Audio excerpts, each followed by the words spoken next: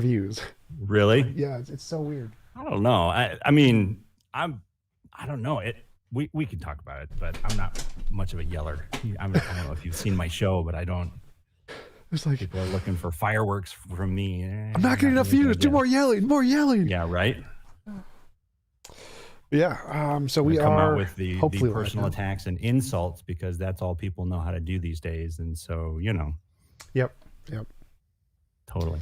I should come on as a character sometime and just totally ham up the most stereotypical douchebaggy Christian ever. Like get like a whole, I don't know, suit and tie and like glasses and. Gotta get like the massive gold cross chain thingy. Right. Exactly. Yeah. Exactly. We do like a reverse day. I'll do like the stereotypical Christian. You do the stereotypical atheist. Like. I would fucking love that. That'd be great, dude. That'd be hilarious. And we would have a debate. Yes, I did that once. I actually did that with. Did you really? Love that. I was the Christian and he was the atheist. And I would love to see that. I'll have to watch that sometime. I thought it was really fun because I got to like make up what I thought would be good evidence. So I was like, God answers every one of my prayers. You know what? I pray for gold brick, gold brick. There you go. There it is. My Aunt Slim got How do you deny that logic, right? Exactly. It's hilarious. So we are live. People in the chat are saying words, and that's good. There you go. Words. Multiple words. Yep. So awesome. Dan, thanks for coming on. Really appreciate you taking the time to have a conversation with me. Would you mind telling us a little bit about yourself before we get started?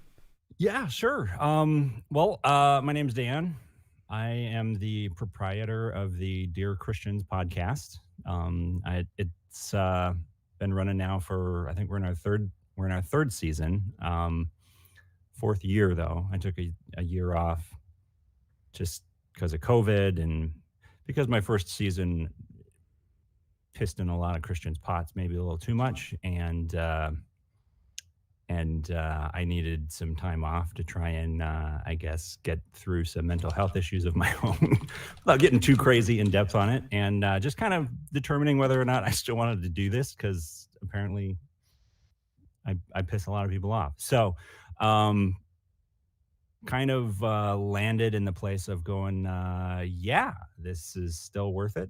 And these conversations, even though they're hard, and even though they tend to piss off a lot of the fundamentalist and traditionalist, evangelical church community, especially, of which I came out of and grew up in.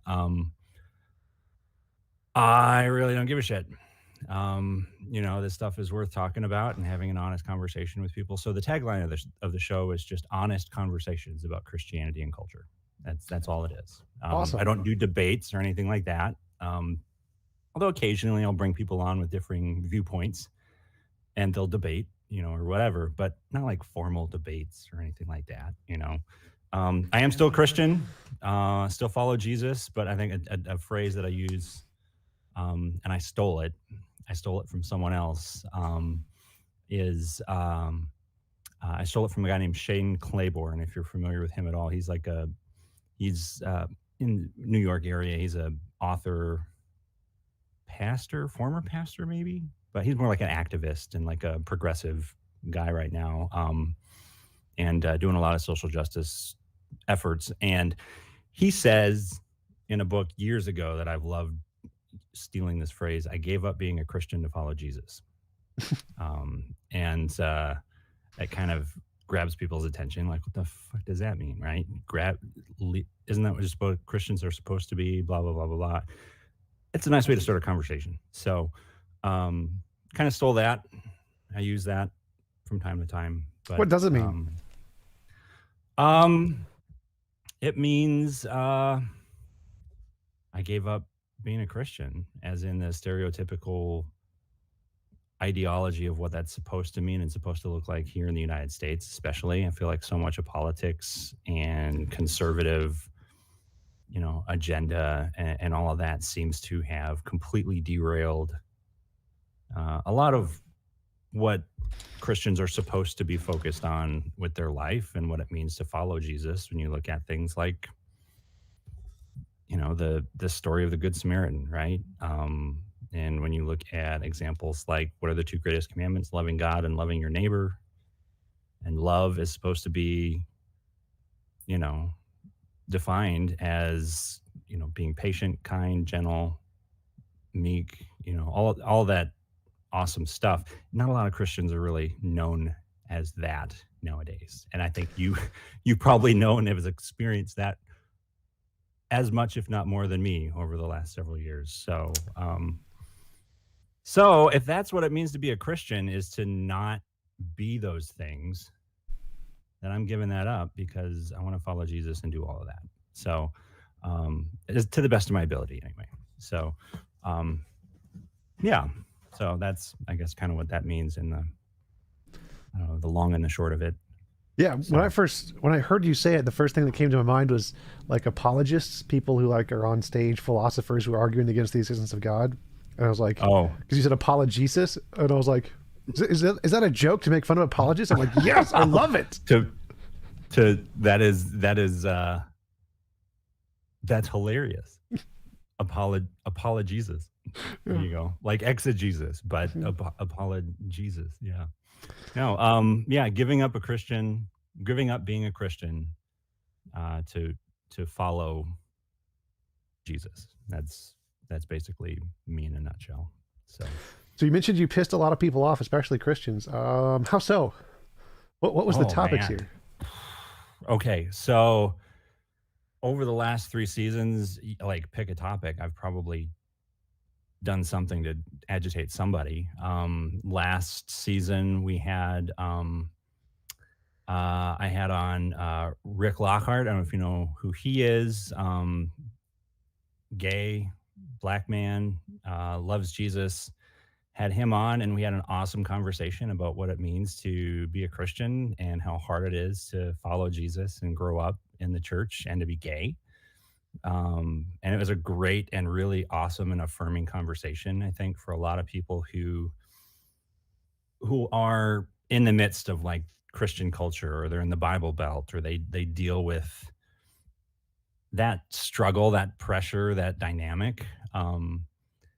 And it's almost as if the church puts them in the position of being like, no, if you want to follow Jesus, you have to deny and reject things that are a genuine part of who you are, that you have no control over, right? So that agitated people, as you can imagine. Some people didn't like that. We also had an episode as a 2-part conversation about a guy who pursued a career in politics. He got real deep into career in politics and the Republican Party.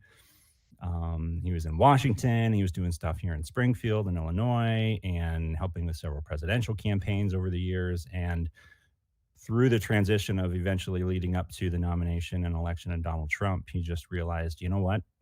I cannot do this anymore and be true to who I believe I'm supposed to be if I'm supposed to be following Jesus. So that episode was leaving the GOP for Jesus. That was a huge, like, man, did people hate that episode? Yeah, I can imagine. Conversation. Holy shit, Tom, you have no idea. Like, I had hate mail being sent to me, stuff online.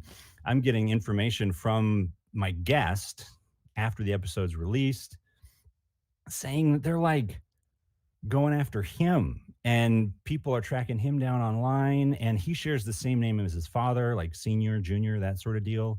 Oh, wow. So then he's getting stuff where like people are like doing background checks and finding his father, and then like harassing his father saying, do you know what your son is doing? And yeah, like just the craziest shit.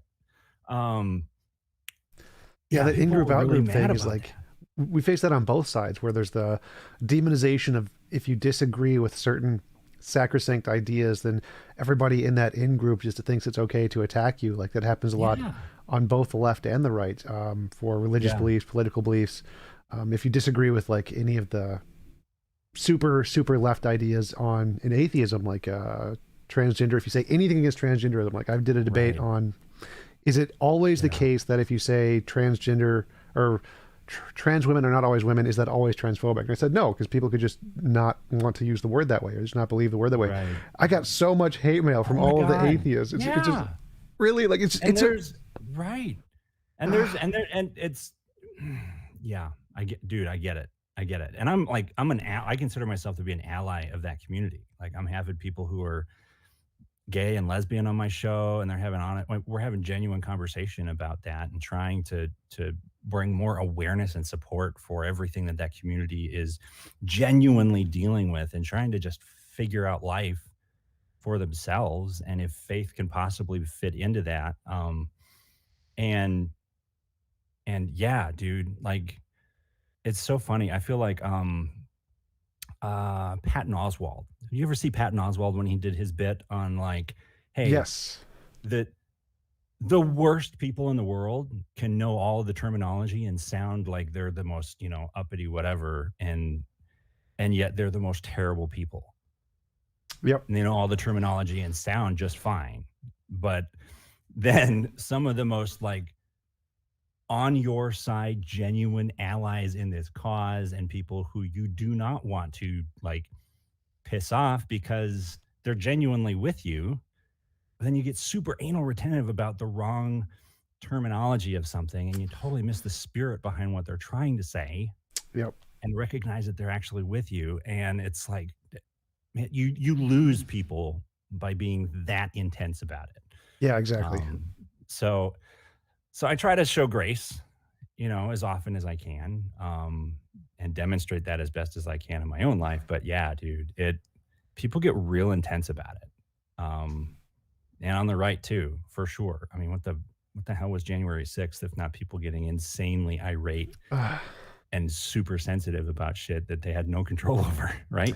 Yep, Um, yep. yeah. So yeah, so that was a conversation. What else have I done discussions on? Oh, I had a lady that came out on my show as lesbian, and she also came out as a witch of all things on my show. Oh I wow. did not know that before the conversation. That was a great discussion. That aspect of it wasn't huge in the conversation as part of it, but the biggest part of that conversation was actually about having her on as a licensed therapist and talking about growing up in purity culture, and how purity culture has seriously fucked up a lot of marriages, a lot of people, a lot of relationships. And that conversation is well worth listening to. It's a great discussion. So, and I got one episode. It's out right now on my YouTube channel because we did it as a live discussion. And then the audio portion of it is going to be released here shortly about child abuse in Christianity, and how a lot of Christianity's intense like clinging to like corporal punishment and spanking and very authoritarian focused kind of styles of leadership in the home has allowed Christian communities to be one of the last essentially safe havens for people who are genuinely abusive authoritarian psychopaths to live and operate and remain essentially hidden for way too long. And not unlike sex abuse and sex scandals and all of that sort of stuff, and child abuse and whatnot, like that's becoming, people are more aware of that. People are more aware of like when grooming's taking place and that sort of stuff, and it's on more people's radar. The church had to recognize and shift some of its training and understanding of that side of things, and realize, hey, just because it's like this is the way the secular world is doing it and what they're learning about it, that doesn't mean that it's wrong or unbiblical. Like we can learn from that and apply it to our congregation to keep our people safe, to keep our kids safe, right?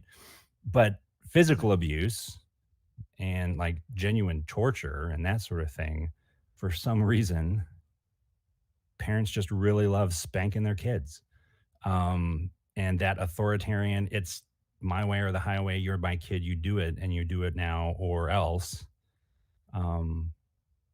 That's created a lot of one of the only places left for people who thrive on that kind of an idea to continue to operate. And the church has to change and recognize that that's not okay. and we need to be more open about the fact that that can and probably does exist in our own congregations. And we need to be more willing to learn from other parenting experts who gives a shit what their religious beliefs are, and allow them to help educate us on how to do it better so that these scumbags can't hide in our congregations anymore. So that was a great conversation. That was with a guest, M. Dolan Hickman, I think is his last name. He's an author and activist, and it was a great conversation too. So that one's going to be releasing audio-wise here pretty soon. I think that'll be in 2 episodes too. So awesome. So how do you first question that comes to mind is all of the progressive Christianity ideas seem to be in conflict with a lot in the Bible. Like in the Bible, it says you can beat your wife as long as you use a stick that's like not as wide as your thumb or whatever. And it advocates for a lot of things that seem quite immoral. So it seems like many of the people who have more conservative ideas are given justification from reading from the Bible to justify their actions in a way, or justify their behavior that they find beneficial. And in progressive Christianity, like the accepting of gay and LGBTQ people seems to be something that is in contradiction with a lot of the Bible's take on homosexuality. So how do you justify taking those actions as not things we should necessarily listen to today? Well, I think some of it is in understanding how much the English translation or translations of Scripture have lost a lot in translation. And this is where you run into a lot of the difference between people who are intense fundamentalists, who are taking like word for word, literal interpretation of everything that has to be written, of everything that's written in Scripture. Not every Christian necessarily takes a literal interpretation of every single word in Scripture. There are some people like me who acknowledge that, like, some people are real irate about like the King James Bible being this is the version of the, all that sort of stuff.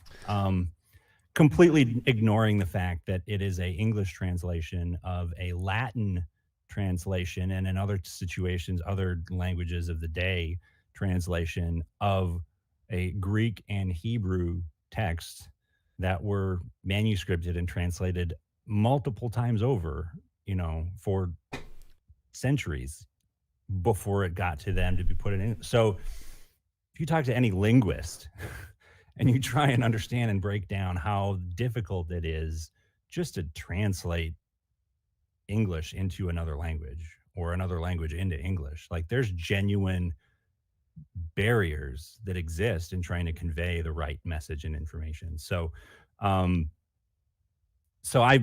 don't think taking a literal interpretation of every word of Scripture is required in order to be a Christian or following Jesus. So if you want to say that's how I get around that, that's part of it. It goes a lot deeper than that, though. The LGBTQ stuff and all of that. I am extremely grateful to Rick, the guy I had on my show, because he actually was able to bring to my attention, and I left a bunch of links and stuff in that episode too, if anyone wants to go check it out and see what he had to say about it. But some really great resources of people who are in that community, and they are Christians and they love Jesus and they reconcile it very well. And I understand why some people are really, really bothered and upset and offended by that, because I used to be one of those people. But there's no doubt in my mind that the guy is Christian and loves Jesus, and he's a brother in Christ. Like, I have no doubt about that in my mind whatsoever, and love him to pieces. So, yeah, I don't know if that answered your question very well, but I did. Oh yeah, for sure. So, yeah.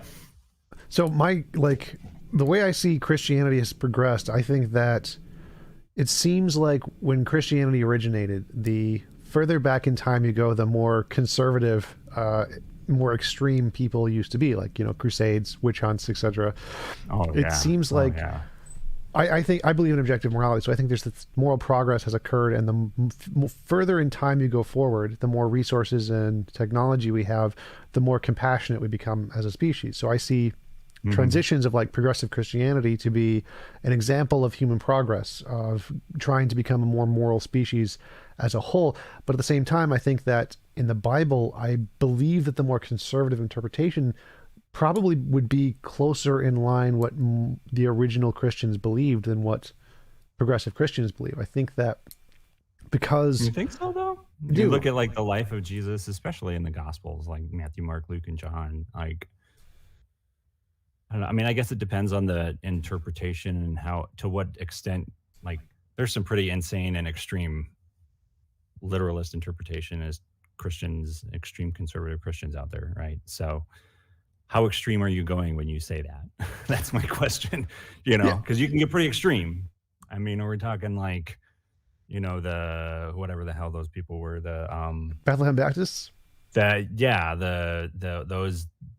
godhatesfags.com or org or whatever the hell that bullshit website is, like all those people, right? Yeah, I think are we talking that? Well, I think that they're moderate compared to Christians previous to them. So I think that if we go back 100 years before them, when we had the witch hunts, and 100 years, or like 50 years ago, even 50 years ago, when being gay was punishable in court in the UK and in America. So that was like, the Bethlehem Baptist today is kind of like what the standard was 50 or 70 years ago. And then 100 years before that, it was an even worse standard where you had witch hunts and killing people because they blasphemed God, throw them in prison because they said the world was round or evolution or whatever. And then several hundred years before that, you had even worse things. So it seems like I think that if we are trying to like infer what original Christians thought, it would probably be like the standard of the Jews at the time period, and they could have been more intolerant towards a lot of things compared to where we are today. And so I think that it's reasonable to believe that they had a much more conservative mindset. Like obviously good examples like Jesus, there are definitely individuals among the group who were not that conservative. But I think that in general, most of the Christians and Jews at the time were probably a lot less tolerant towards the things that progressive Christians are today. I would say that it's likely I would agree with that. Yeah. And so for me, it seems like that's a justification for the conservatives to be like, oh, well, no, this is how the Christians at the time really would have accepted it.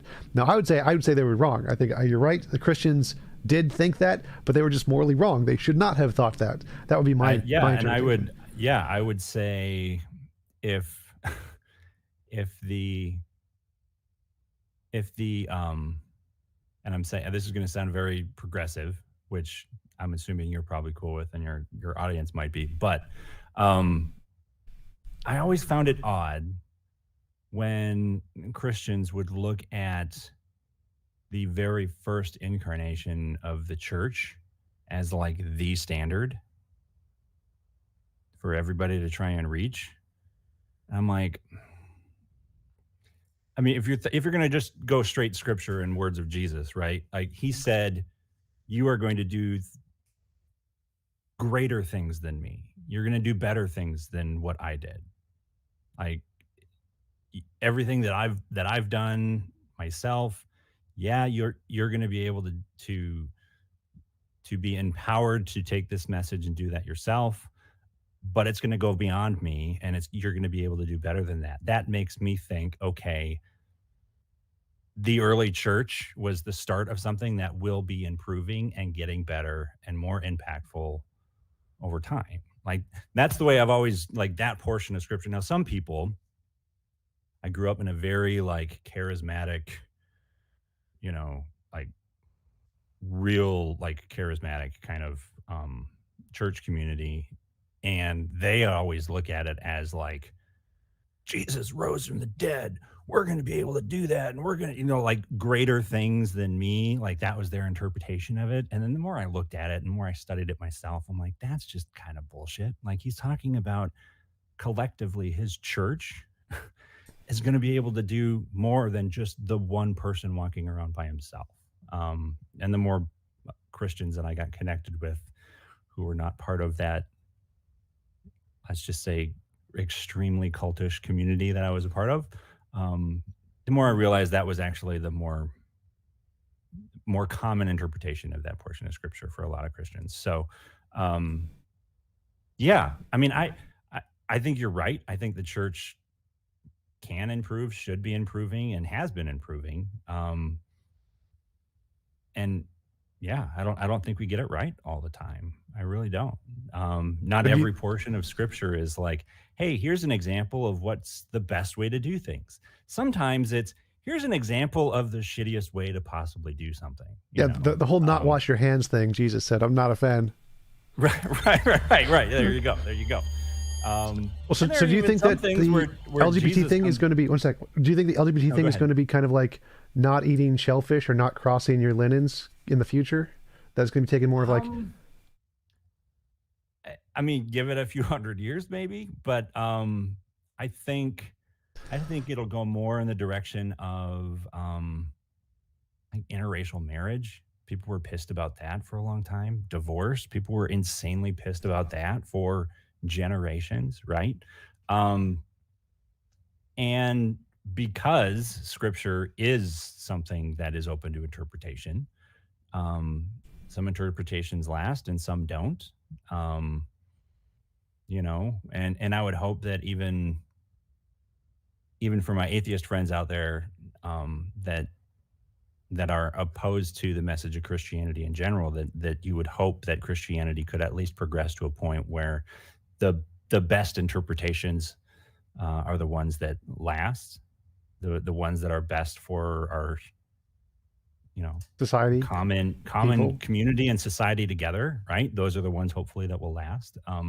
And that's part of the reason why you see so much conflict within Christianity right now too.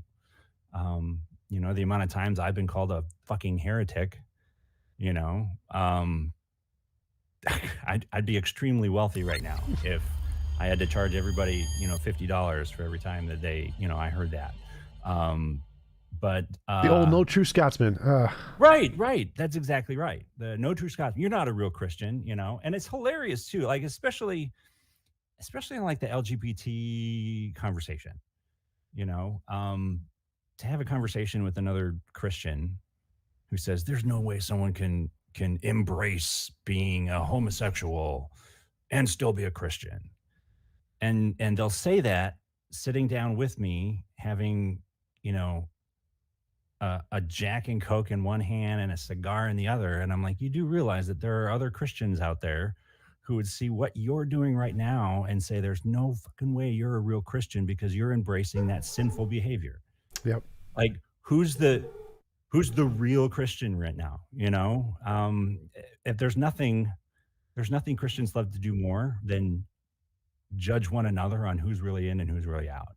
Um, and I'm just so sick of it and so tired of it and tired of watching it and not having it be confronted by other Christians because it's so unbiblical. Like that's the thing that it bothers me the most is it is extremely unbiblical.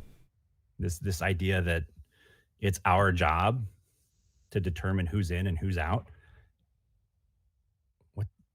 What Bible are you reading? Like that's nowhere in there is it your job to determine that. That's not your job. So get off your high horse. Realize that it's not a competition. We're all a little crazy, and you're no better than me. So let's have an honest conversation about our difficulties and our challenges, and try and show each other a little grace in the process. So um, yeah. Yeah. Just thanks to you to Frank for the super chat. Really appreciate it. And thank you to Atheist Velociraptor. He had a question for you. Why would Yeah. God allow his most important message to be so reliant on correct translation and interpretation? Why wouldn't God just directly explain it to us directly for less confusion? I don't know that that his message was dependent on direct translation of a specific language. I think when he said the greatest command, we was asked what the greatest commandment is, and his answer was love God and love your neighbor as yourself. And then he said they were like, okay, well, who's my neighbor? And his answer to that was the Great Samaritan story or the Good Samaritan story. And the Samaritans were like their worst enemies. Like there is no Good Samaritan. What the hell is that, right? Like nowadays, and I said this on I mentioned this to David C. Smalley. I was on his show about a week ago. I was like, if that story was told today, it'd be like the good atheist or the good, lesbian or the good, fill in the blank, right? I don't know that it's necessarily a specific language that is dependent on getting the message across. I think it's something that's supposed to be transcending languages because it's expressing, I mean, again, my belief here, it's expressing the love and grace that should be present in all of our lives and extended one to another because it's an expression of the love that God has for us. So I don't know that I necessarily have to speak the same language to every individual in order to get that message across, or even use words. I think who was it? I'm blanking on who said it, and it's super famous. What's the quote? Tell me the quote. I might know his name. Preach the gospel at all times, and when necessary, use words. Don't know it. You don't know that one? Dang it! Who is that? Francis of Assisi? Is that right? I feel like I gotta look it up. But that's a philosophy and a phrase that is embraced by a lot of Christians. Like, preach the gospel at all times. Yes, you're supposed to go into all the world and preach the gospel, right? Quote unquote.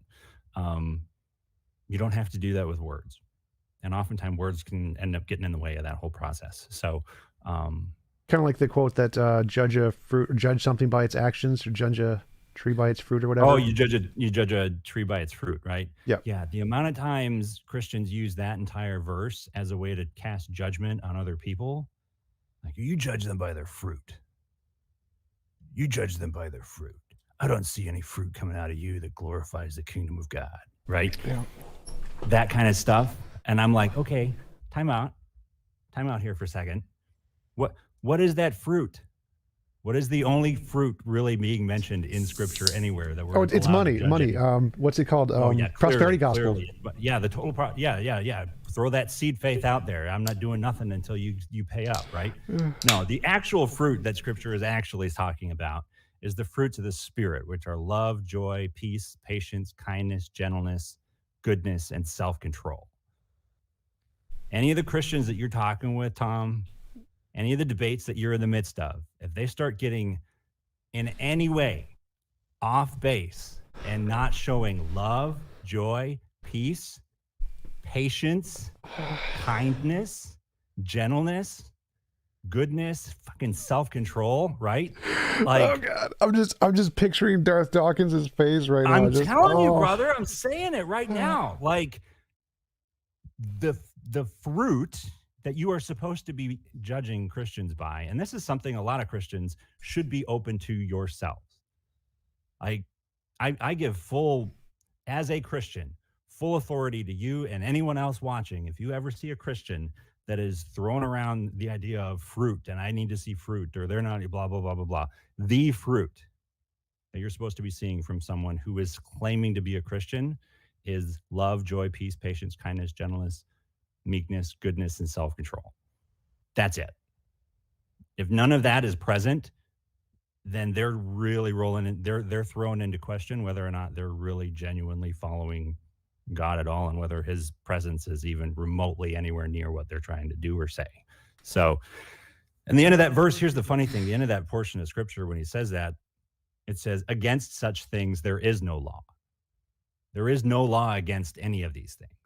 There's no law against loving people too much. There's no law against having too much joy or peace or patience or being too kind to people, right? Or having too much self-control. Like, there's no law against any of that. So if there's Christians out there that are not rolling in that sort of way of living, like, you can't go wrong by leaning towards love, joy, peace, patience, kindness, all that stuff. If you got a choice and you're not sure what is the right response, you can't go wrong by heading towards that direction. So, yeah. So that sort of conversation right there, that sort of thing, I usually end up making a lot of Christians mad because they don't embrace being reminded about that sort of stuff. But I do, and I do struggle with it myself, though, Tom. I do.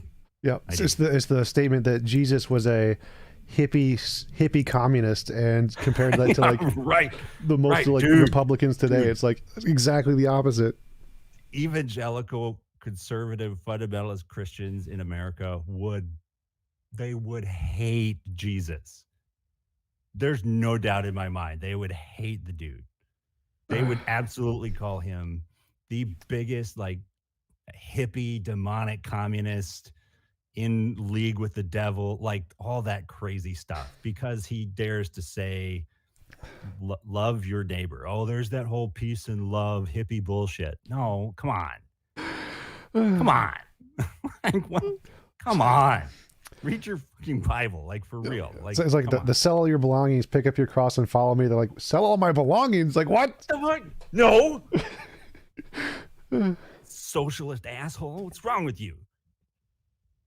You just want me to get rid of all my stuff. This is America. We take pride in our, whatever.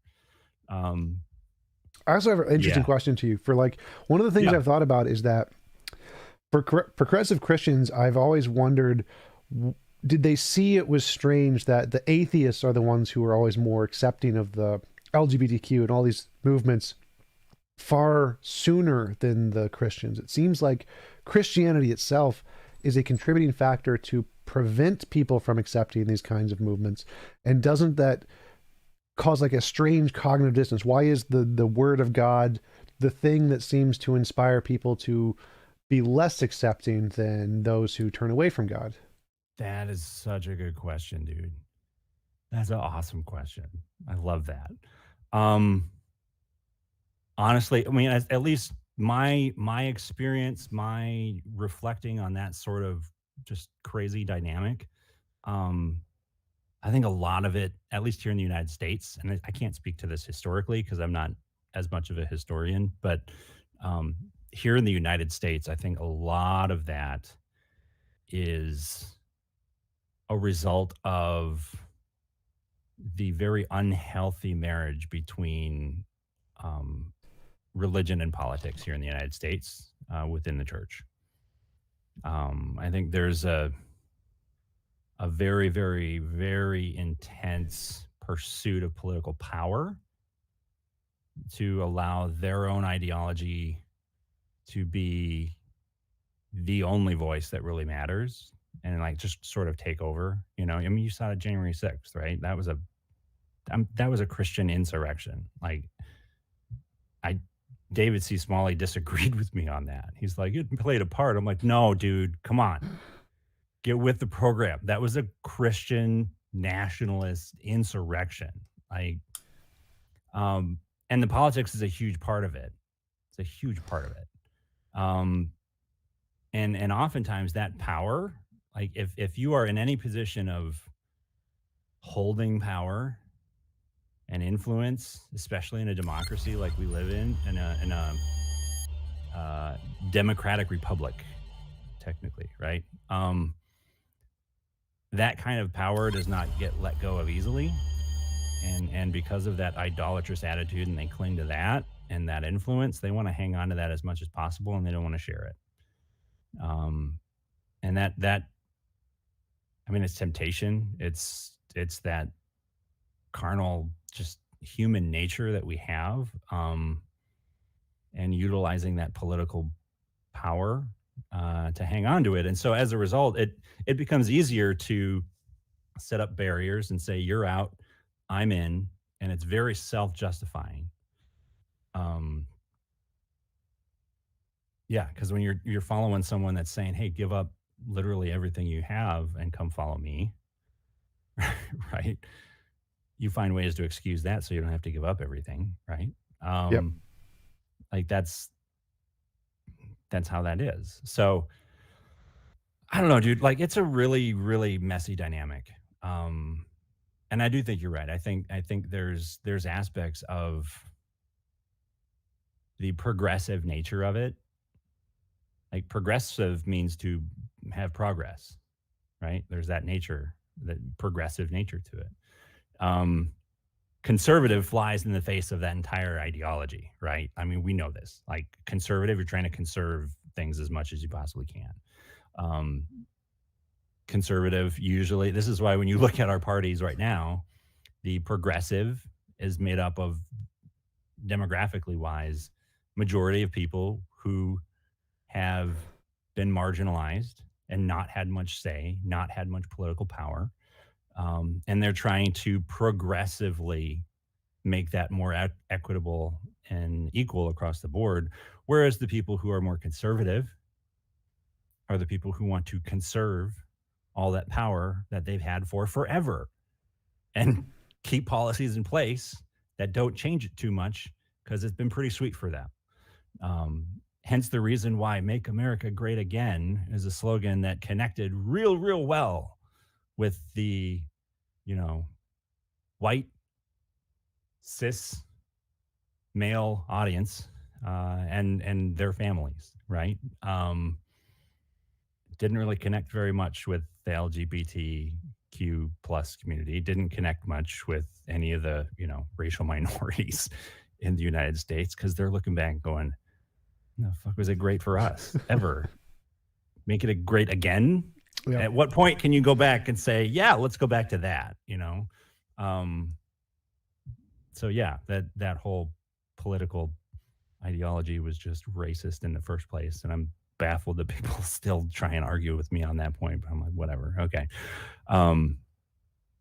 That was a total ADD rambling there, Tom. I feel like I kind of answered your question, and then I kind of went on a rabbit trail too, and just kind of went. Got some more super chats. Thank you, Frank, for the super chat. Is belief in Jesus as important as belief in his teachings? I mean, I'd say yes to both if you want to be a Christian. If that's the goal. I mean, if the goal is to be a Christian, then yeah, you got to believe in Jesus if you're going to be a Christian. That's really kind of like the only actual thing that is determining whether someone is or isn't a Christian is like, what do you think of Jesus? Like, that's really it. And here's another fun point that I like to bring out to a lot of Christians, and they like to get mad at me.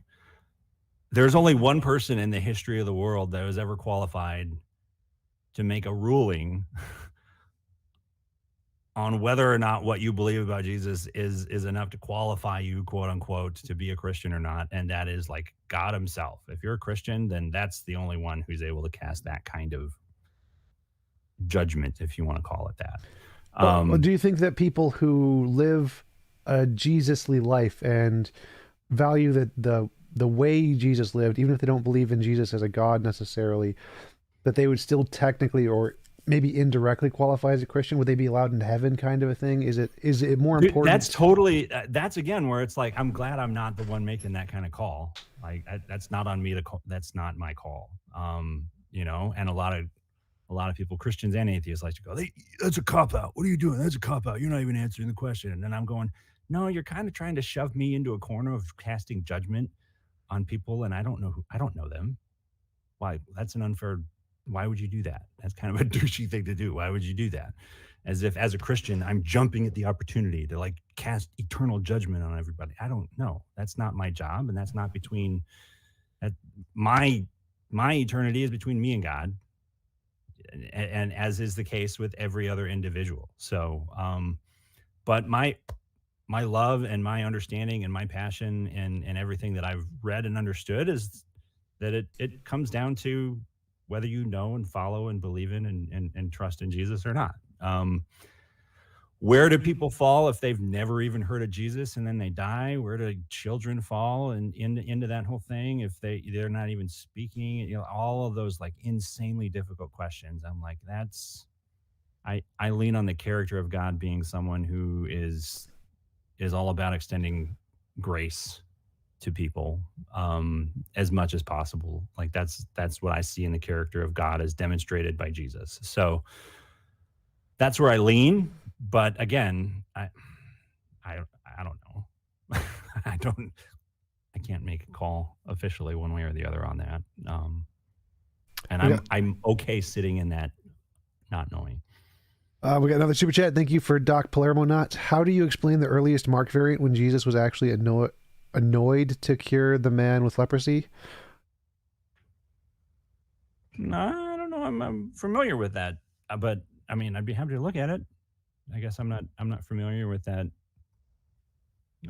If you want to throw out like a resource or something and put it out there, I'd be happy to look at it. To be honest with you, I mean that sounds really interesting. Um, but yeah, I'd never heard of that. So And we got one always open to from, learning new things. So yeah, yeah, yeah, I throw it don't, at me. I'm not familiar with that either. I don't study enough of the original text. Got another one from Trude Hall. Could you ask him why he thinks the Ten Commandments focus on what not to do, and if Jesus's teachings could be seen as a kind of paradigm? Um, yeah, without getting like too nitty gritty into like the theology sort of intensity of it. The Ten Commandments basically was the law, right? And the law from the perspective of Christians and Judaism to some degree too is there essentially to provide an understanding of what a standard of morality is according to God, like what's right, what's wrong. And from the Christian perspective, it's to essentially present the reality that none of us are perfect. Um, and if none of us are perfect, then then we're all basically in the same boat of kind of just being screwed in the inability to save ourselves, right? Like all this Christian, like I'm sure Tom, you're familiar, you've heard all this stuff, right? Like I'm not saying anything new. Um, so that's where that kind of comes from. And so when you say paradigm shift, I feel like, I mean, I don't know if this is what they mean, but I would definitely agree with the idea that it definitely is a paradigm shift to some degree. Um, this notion that Jesus coming and dying and dying for everybody, I see that as an expression, an ultimate expression of love, and saying every single person, even when they're at their absolute worst, still has value and is worth dying for. Like that's, for me, is something that helps me a lot in trying to keep me in the right frame of mind when I'm dealing with the most douchebaggy Christians or the most, angry of atheists, or whatever you want to call it. Like everybody's worth, everybody's life has value and is Jesus said that person's worth dying for. So if they're worth dying for, then for crying out loud, I can shut my mouth and listen to what they have to say for like 5-10 minutes without being an asshole, right? Like, come on, that's a paradigm shift, I guess, for a lot of people. At least it should be. Um, if that clicks for somebody and you realize, holy shit, yeah, they're worth dying for. Why am I treating them like they're a piece of shit? They're human just like me. And I know I'm not perfect and I have my reasons for thinking and believing and doing the things I do. And I don't always do it right. So, um, why can't I show them a little grace too and try and give them the benefit of the doubt, like that kind of, that is a paradigm shift, I guess. That's a good way to put that. So, Do you think you would be disappointed in God if you got to heaven and he didn't accept like really kind, loving people into heaven, even if they chose to turn away from Jesus, but they were still good people? um, well, here's the thing. I would say, I don't know, disappointed is the right word. I mean, the way that I look at that kind of paradigm, Tom, is more like, I mean, a lot of people like to throw out the accusation of, God's sending people to hell and he's just sending people to, and I look at it more kind of on the other side of the coin. And I maybe personalize it a little bit and I'm just like, okay, I know myself well enough. Like, who the fuck do I think I am to make me worthy of heaven for all of eternity? Like, I mean, I'm not the worst guy on the planet, but I mean, if we're talking Donald Trump. perfection for all of eternity, right? Yeah, right. It's the worst. If we're talking about perfection and spending, if this is what people believe, being in the presence of a perfect, holy God for forever, like, I mean, as great as I may be in my best moments, I mean, on the whole, I don't know that I'm worthy of that kind of thing on my own. Um, so it can get real tough sometimes, I think, for some people, and even within Christianity, when people start doing this weighing of like how many good deeds or how many bad deeds or all of this sort of stuff. Which is why, again, for me, it always comes back down to Jesus basically saying, "Hey, none of us are going to be like none of us will be perfect, and as a result, I mean, is there any of us that can really genuinely deep down say that we're worthy of heaven on our own? I don't know that I can, but the reason why Jesus died is because he's going that no, you are worthy of heaven, and I'm going to make sure that it's so, and you're worth dying for.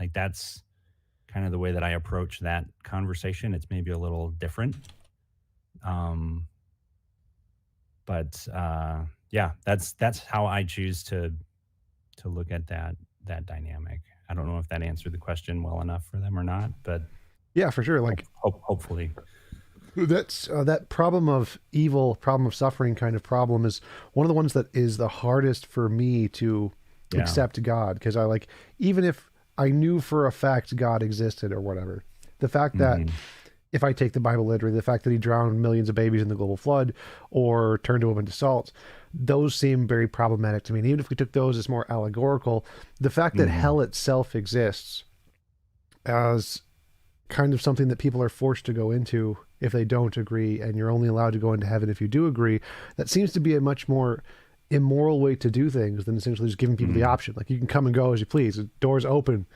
If you want, come, and you can go when you right, want, whatever. That seems like yeah, a much more moral way to do things than forcing people in or out, based on some decision in a very small period of time. So like giving them for, like you said, for forever, an infinite amount of time in heaven, yeah, for a decision you made for like 100 years on Earth. That doesn't seem to make a lot of sense. I mean, like, you could just be like, I'll open the doors whenever you come, just knock, come in, whatever. It seems like a much more plausible thing to do, a moral thing to do. yeah, yeah. I mean, another side of this too that makes me a bit more of an odd bird, I guess, amongst Christians is my understanding of eternity, my understanding of God being all knowing and all powerful, um, is not the traditional fundamentalist approach. I don't know if you're familiar with being the phrase open theist. Are Yep, you familiar with that at all? Yeah. Greg Boyd is one of the Greg first Boyd. guys. Yeah, there you He, go. he Greg lives in Boyd. Minnesota. He was one of the first guys I talked to. Yeah. Yeah. Um, Yeah, he's a smart guy. He knows his stuff. Like that's definitely I definitely fall more in that vein of like, I mean, eternity being written. Like things have to go only one very very narrow specific way. That's already been preordained and like all of that very very intense fundamentalist kind of style approach to Christian. I just don't see that in scripture either. I really don't. Um, and the idea that God is able to change his mind, that his character, like would you say that you have a perfectly moral character if you're Yes. a total hard ass and not able to change your mind? Yes, you do. Absolutely. Absolutely, Tom. You have Me, I perfect do. moral I don't character know about without a God, doubt. but Without a doubt. There's no question there. I mean, I knew that. But the for anyone to have perfect moral character would mean that they have the ability to change their mind, right? To respond to a situation that requires a change. So a lot of these like intense fundamentalists that are like, God doesn't change his mind. I'm like, no, you all need to go back and read through scripture because God changes his mind a whole hell of a lot. And there are times when people do things, say things, decide things that surprise God, like genuinely surprise God. And God is either really happy or he's extremely frustrated and angry, or I'm like, if God knows all of that, then what the hell, how is he getting surprised? Come on now. Like, if he's all powerful, then the entire existence of everything in the world the way that it is today, including the most evil and atrocious things on the planet, are entirely on him, right? I'm sorry, but no. That, like, God doesn't get everything that he wants. He doesn't. And I don't see proof of him getting everything that he wants all the time in Scripture either. So a lot of Christians right now, if anyone's watching, are going, "This guy's not a Christian. There's no way. This guy's a heretic." I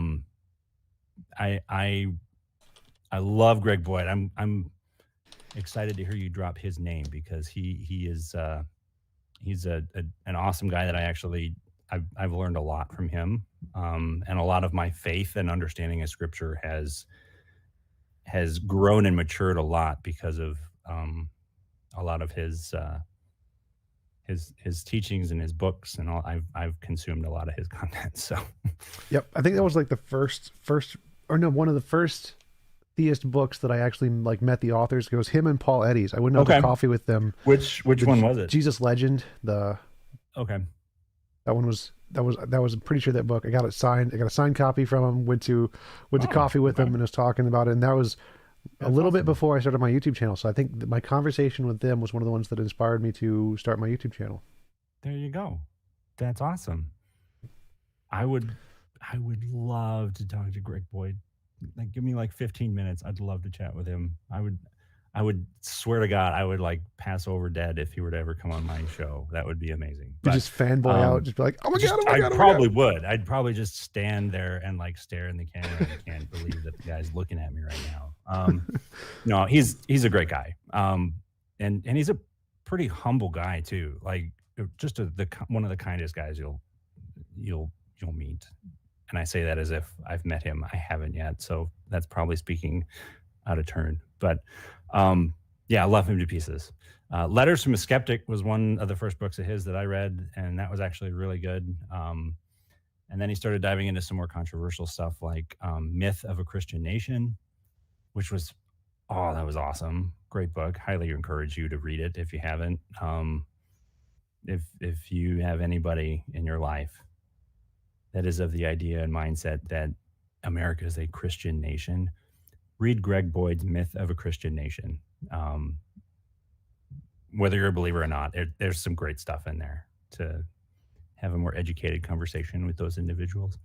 So what do you think about churches in general? Because I want to start an atheist church. That's one of my goals. Is I want to start an atheist church and have atheist church. Yep, 100% atheist church. And how I want to have does that work? Well, I'm curious. I believe in objective morality, so I'm going to found this church on the ideals of objective morality. And what I think the perfect heaven, perfect world would be is one where it's impossible to force anyone to do anything they don't consent to doing. That would be the perfect world. That's what I think would be perfect.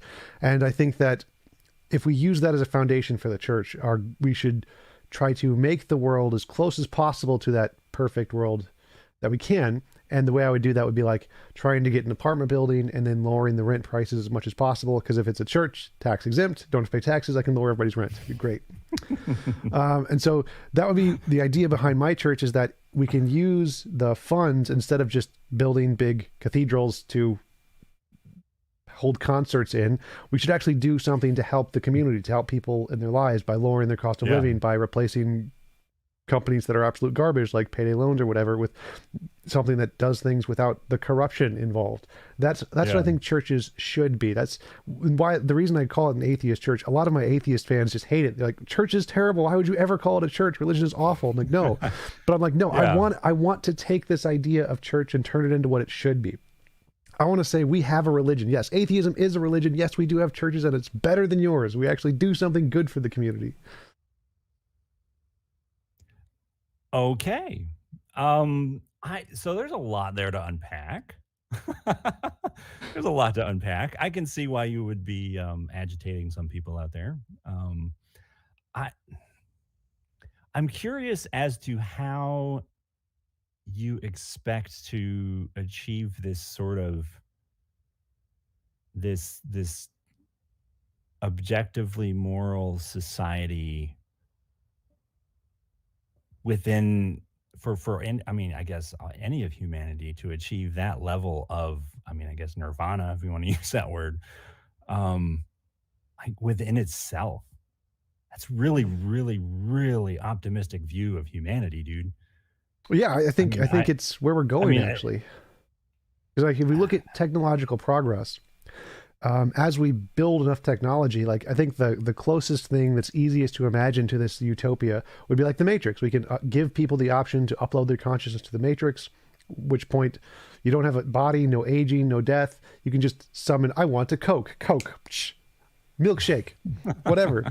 Do full Star Trek universe. Like I think we're moving towards that, and I think that we should have that ambition in mind. I think it's a good ambition that the goal of humanity should be to create this best of all possible worlds where it is impossible to force anyone to do anything they don't consent to doing. That is a perfectly moral world.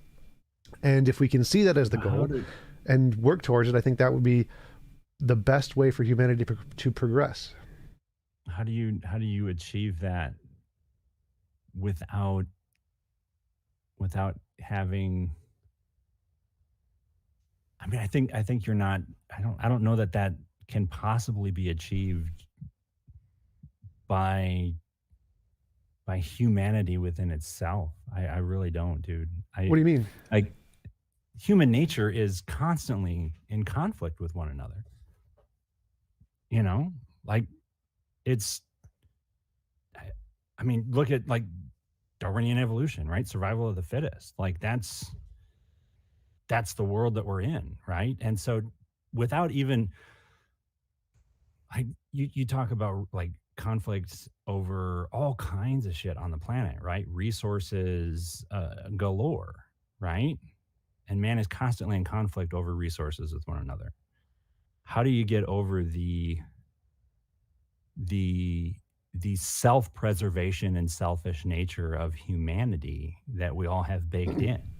Artificial intelligence? How do you get over that? AI, artificial intelligence. So now it's not people; it's just straight up robots that are part of this church. Or what is that? Is that what we're? No. So like I would say, I don't know what you mean. What do you mean by artificial intelligence? Well, once you get artificial intelligence, it's going to be a lot smarter than people are, and it's essentially going to run the government. It's going to be the government. It's going to be doing all the scientific discoveries. It's going to be doing all the technology. It's going to be the thing. Thank you, Matthew. Appreciate the super chat.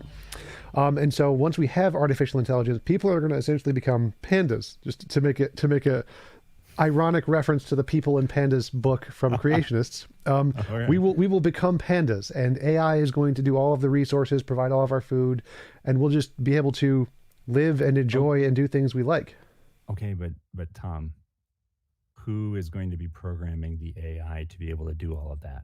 The AI is. So the AI is going to be self-programming. It's going to be a lot smarter than we are.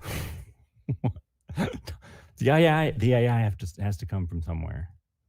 Yeah. And that value that you are trying to adhere to for the betterment of all of humanity, where is that going to come from initially for the AI to know that is how things are supposed to be and what the goal actually is? Where does it get that from?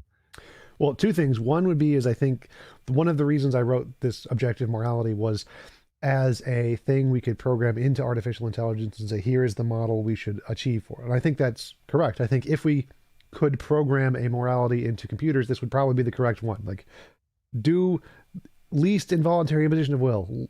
Don't force people to do things they don't consent to as much as possible. That should be the goal. But I think another way, because I believe this is an objective system, I think they'd be able to discover that on their own by, if they got smart enough to understand the interactions of the world, I think they would be able to figure that one out on their own. I think they will. Like, one of my hypotheses about objective morality is that if we discovered life on other planets, we would see that they would have a very similar understanding of morality. And as we increased in technological advancement in different planets or whatever, they're also going to understand this. So I think in two ways. One is where we would hopefully program this into the AI, and two is they'd probably discover it on their own given enough time.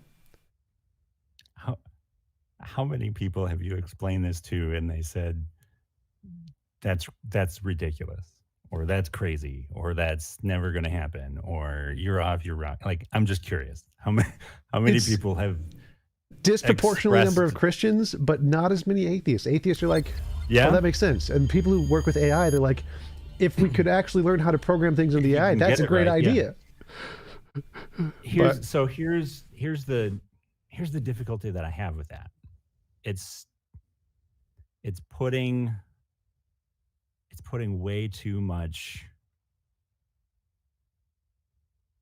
I don't see any of that fitting into what is reflected within the character of the core of human nature.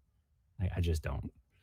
And if you're going to really rely on AI to be the one who's eventually reaching a certain point of holding that line for all of humanity, even that AI is still programmed by some person or persons who wrote the code, wrote it a certain way, and acknowledged that this is the way that things are supposed to be, which in and of itself is enforcing something upon other individuals, isn't it? Like, if you're going to say, hey, we're going to implement this artificial intelligence to be able to support and dictate essentially that this is the ideal way for all of humanity to live, that in and of itself is like forcing an ideal upon people, though. So not sure what you mean there. So like, the AI would have like the desire to give people as much freedom to not do things they don't consent to, but a person can like say, I don't like your system, I don't consent to it. Like that's fine, they can do that. That's their prerogative, but I don't think that would be. I don't see how there's enough humanity who would want to consent to that kind of a thing, to where it would essentially take over the whole planet? Or is it like, hey, if people don't want to be a part of this, they don't have to be, in which case, if it's just, half a dozen people out in the middle of nowhere with their robots, so be it. Well, I'm just like, I'm curious how big the vision is here. Well, partially both. So definitely it would be like a voluntary thing. If you want to live under the system, it's optional. You can just go be in the city of the robots or whatever. But I think that regardless, AIs are still going to take over economically. They're still going to run the economy. They're still going to run science. They're just going to do everything better. And so most of the world is going to be run by AIs at that point anyway. That's not completely independent of my model of morality. AIs will take over. And the question is what should we do about it? And dun, dun, dun, dun, dun. Yep. What's it? Terminator. Sorry, you can't not throw a Terminator reference in there in this conversation. We went on pretty long conversation without having it pop up until now. It will be named Skynet. It has to be. It's written in the law. It must be named Skynet. The nerdy gaming computer that I built in a sleeper PC tower, I have a Skynet sticker right on the front of it, and it has a sticker on it that looks like a Y2K Best Buy sticker, but instead of Y2K, it's like 2040, whatever. Make sure you shut your computer off before the end of the world, kind of a thing. So Yep. I get it, dude. That's funny. But yeah, interesting. I connect with the goal of what you're trying to achieve there. I don't want to squash the overall vision of that, because I don't necessarily disagree with that. I think, though, that social Darwinism was basically a bunch of bullshit, but the one thing I think that it demonstrated or shed light on pretty clearly is that mankind left to its own devices is never going to get along completely. It's just not going to happen. Let's remove the conflict of resources entirely, right? And to say, hey, we've got enough shit for everybody. Nobody has to worry about that, right? There's still other areas of conflict that people are willing to fight and die and oppress one another over, just around how we're going to govern ourselves, right? Or what resources are most important for which groups of people, or dictators who want to control other people. Right. Like there's aspects of the just the what do I want to say? Like Fundamental nature of humans to want to right. have control The over others. having control, having to fight to survive and do what's best for you. Like there's just this selfish nature that is constantly in conflict with other aspects of other people's human nature, and I don't see how you can get around that without having some sort of other objective outside force that unites everybody. I think you want that to be artificial intelligence that is leading everybody into this kind of utopia.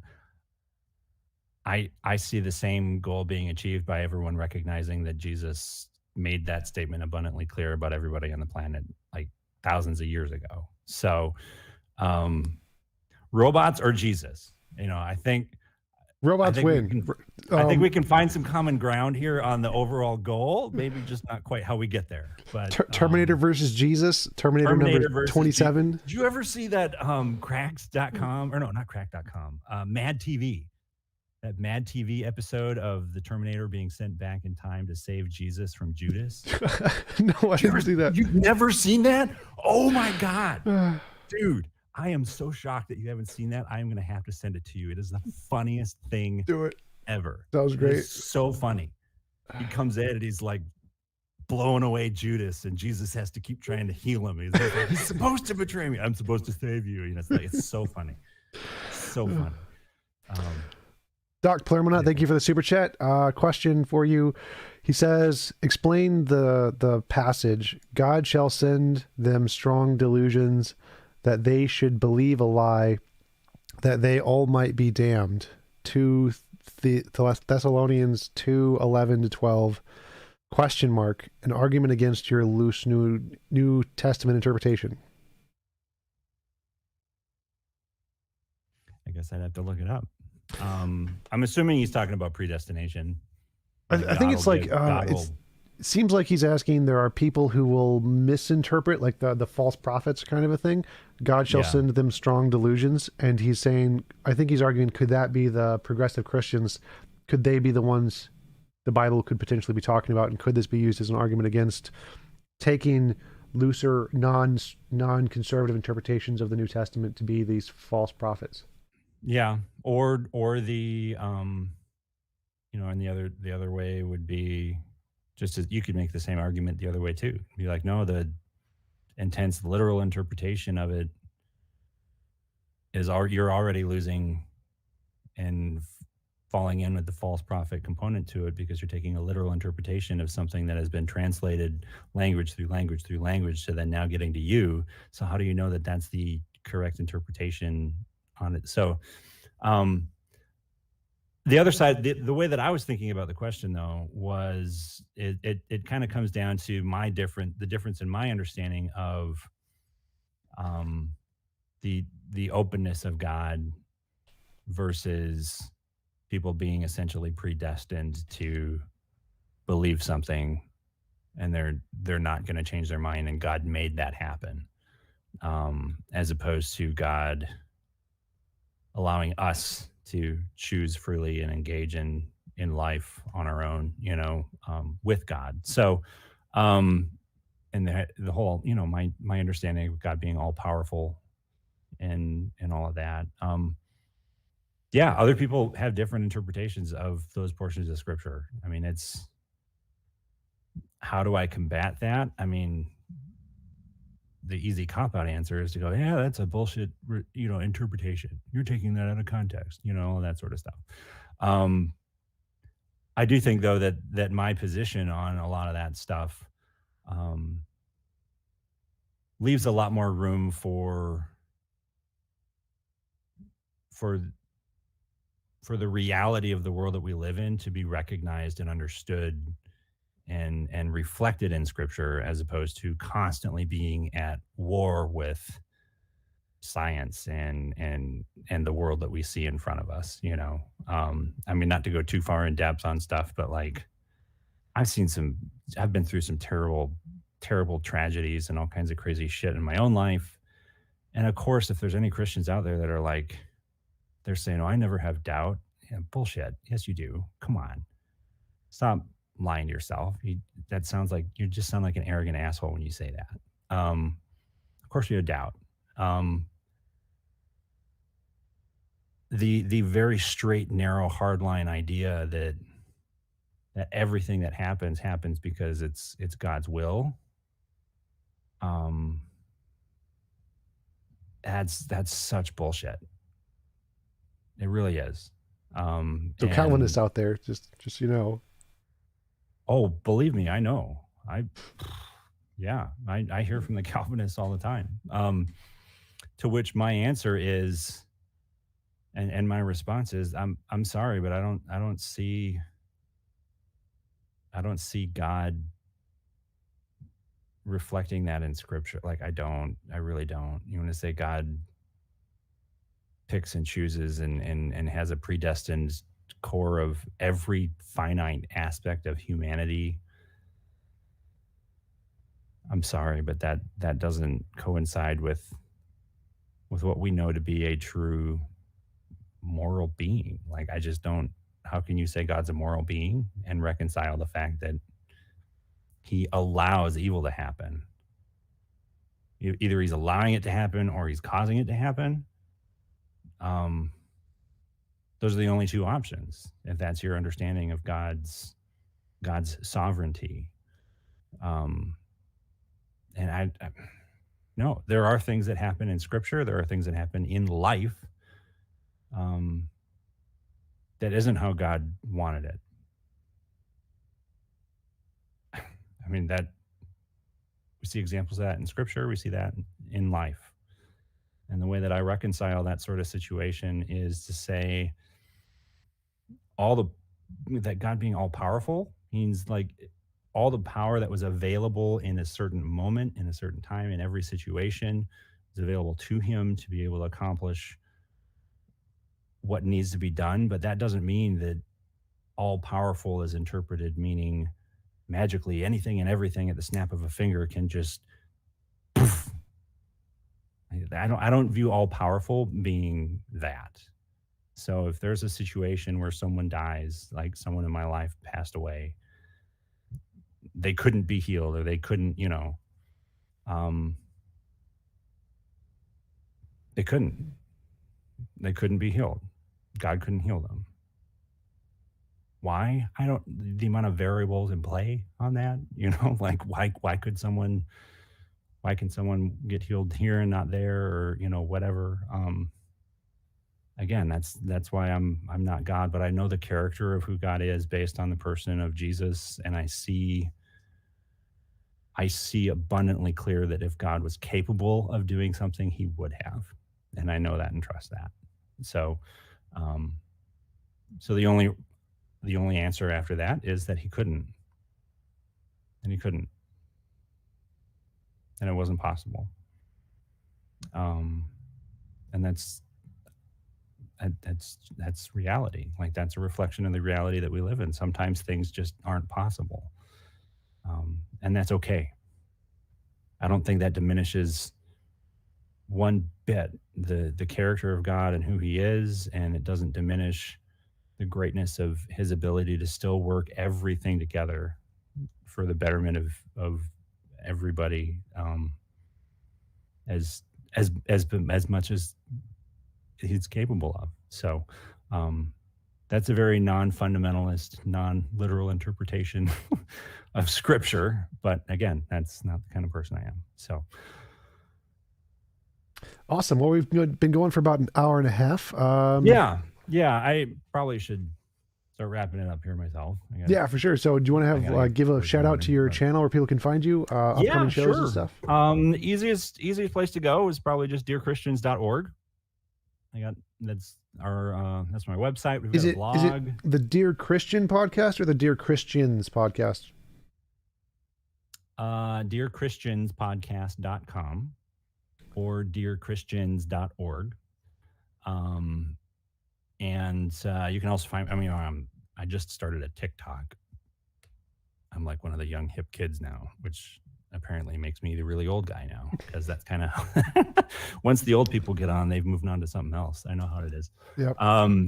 Yeah, I got a TikTok, I got YouTube. I'm trying to get more people following me on YouTube. I don't have a whole lot on YouTube right now. Most of my show I started just like streaming episodes that were pre-recorded and broadcasting them audio-wise. So that's where most of my listenership and my audience is, following me on wherever you find podcasts, Spotify, Apple Podcasts, Google, all that good stuff, Stitcher, et cetera, et cetera. But yeah, I mean, Facebook group, I'm all over the place.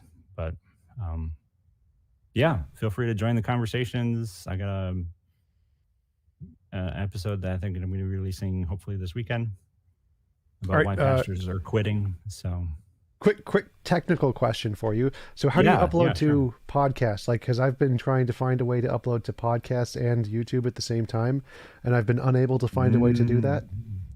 Are you able to extract the audio yet? Yes, I can do that, but I'd have to do it individually for every video, and I'm like, oh, that would be a pain in the ass. It would be a pain in the ass to do all of them. But once you got the library all there, it would just be a matter of one-offing them.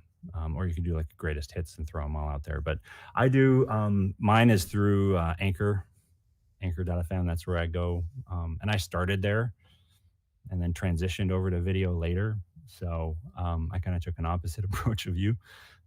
You kind of started with the video and the live stream chats and then transitioned over, and I'm like, we're kind of meeting in the middle here, it looks like. But anchor.fm is where I go to do that. And as soon as I got that set up, and it started like pushing it and syncing it to all the other platforms that are out there. And as soon as I upload an episode there, it hits everything. Nice. Yeah. Do they have a streaming option? Like, could I stream the audio to them and then have them uploaded? That's a good question. They might, actually. They've got a few different like tiers of like membership and different stuff that's available, depending on kind of what your needs are. I haven't had a need to do that just yet. I mean, I don't do nearly as much content as you though either. I mean, my stuff, I'm putting out, 10 to 15 episodes a year kind of conversations. Like I'll put out 1 or 2 a month, maybe. So and then I'll be like having conversations about stuff on other people's channels, like in between all of that. So yeah, that's how I've been handling that. But anchor.fm, it was super simple and real easy to get it set up. But yeah, if you had all the audio and you had to upload it all, that would be a pain in the ass. Yep. Yeah. Thanks. I'll definitely check them out. Cause I'm looking for a way to do it automatically so I can just stream to like an audio source and then it'll do it'll grab the audio automatically from what you're doing and then just drag it over. Yeah. Yeah. I'll definitely check them out. That's a good call. Awesome. Well, thanks again for coming on. I really appreciate it. It was a great conversation. Of course, man. Having you on. Yeah. Thanks for having me and inviting me, man. It was a real treat. I loved it. Absolutely. Really pleased to get asked. That's awesome. Yeah, and I'm going to start the after show, so you can just close the screen whenever you're ready. I'm just going to pull up my Discord. So thanks again for coming on, and I'll talk to you later. You bet. Have a good night. All right, guys, after show time in the Discord. Join the Discord. Discord. After show time. After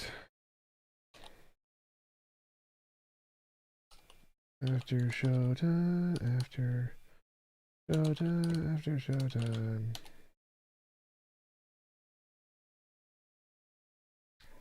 After show rhyme. That's correct.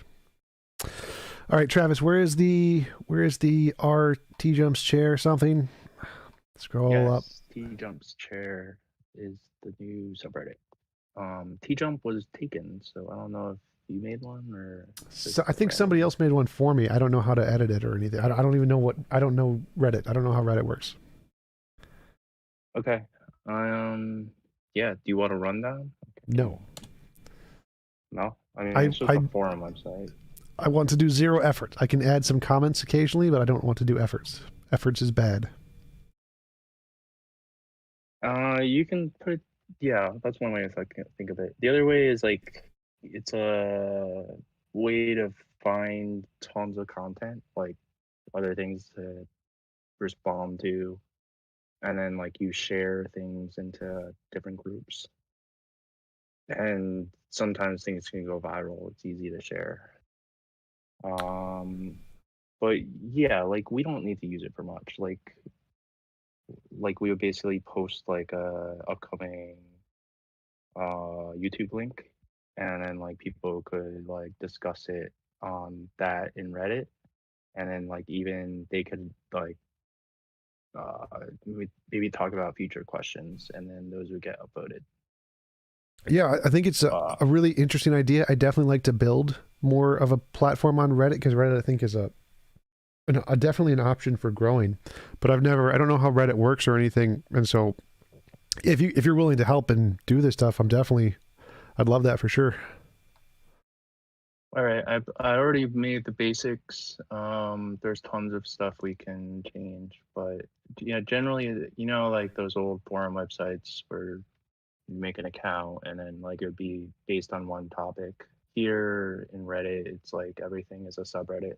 There's one for atheism and one for politics and one for all your favorite sports teams and music genres and all that stuff. So I've gotten in the habit of just making new subreddits whenever there's like a community in need. And then it starts small, but you can put content there, and like it's like a hub. It's just like a database basically on any topic you could think of. Awesome. Are any of the other people in Discord? Frank, do you know anybody, Frank or Walker or Strong, do you know anybody in Discord who also does a lot of Reddit stuff? Like, would they know? Can you make mods for Reddit that can like go in and edit shit? Yes. Yep. You can make mods. You can share mods. So yeah, if we know anybody there's who, not like, what? yeah, I mean, there's like not a ton of stuff to do with mods, like, but eventually, like if you become a big subreddit, it's helpful. But like you can make wikis and you can edit like the menu links, and you can like if you have a ton of new content coming in, then you want to like moderate, make sure you don't have trolls and stuff posting. But everything is also pretty automatable because people can report stuff that breaks the rules, and it kind of gets hidden until a mod takes care of it. So I might have been the one who actually created the TJump Reddit a long time ago. How do I find out? Let's see. I will find. So I'm logged into mine. And it will. Oh yeah. Reddit notes. Is that your username? No, my name is TJump_. Okay. Well, so whoever made the TJump subreddit is named Reddit Notes. Ah, got it. And we would have to message him and say, hey, can we have like a YouTube channel that we want to, we just want to use your subreddit basically. Now, cool. If we go there, most people make subreddits and they never like, there's no post in it. So, oh look, it's TJump YouTube. So yeah, I guess he made it and then it never got used. So. So what is Reddit Notes? Well, I don't know. Someone named Elucidate. Is that like it's a moderator?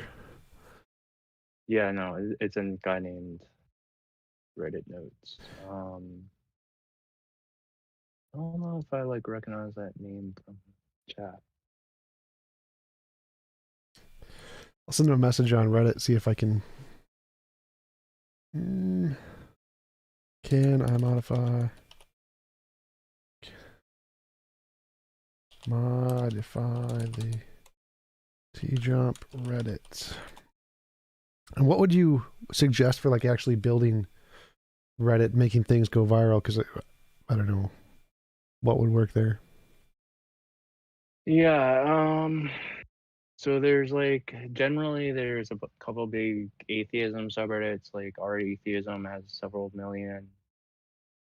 Not all Reddits like allow cross posts, which basically like if you post a link to a Reddit, it has a unique URL. And if you post that unique URL in another Reddit, then it's like a cross post. It's like an internal thing. So they like automated that system. and it's easy to do now. So you could theoretically cross post, like say you want to interview Christians or something. You can make a post on the TJump subreddit and then cross post that to another subreddit, and then maybe they would approve it, and then you could get advertisement that way. But that's all kind of up in the air. It's up to the mods to allow it. It's spam. There's not always like clear solutions in this case, and all the mods end up just being people who have their own opinions too. So you have to kind of like treat everyone lightly. But Could you give like that a shot? See if you could contact our yeah, atheism and see I if just just now yeah, try to post something yeah, there maybe. if they allow it. Yeah, we can try it. Or like a good way to do it is you post like a popular video you've had there, and then in the comments you write, "Hey, join the subreddit TJump," and then people click it and subscribe. And then like on the subreddit we post all the fresh videos, and then like say someone wants to argue you or you have an interview coming up, you can post their videos to prepare the audience basically. It's kind of like a nicer way to keep track of your community, and everyone can comment and upvote, and it's all threaded comments, so you can keep track of everything really efficiently instead of like YouTube comments, which kind of suck, or Discord is it disappears kind of after a day or two. Cool.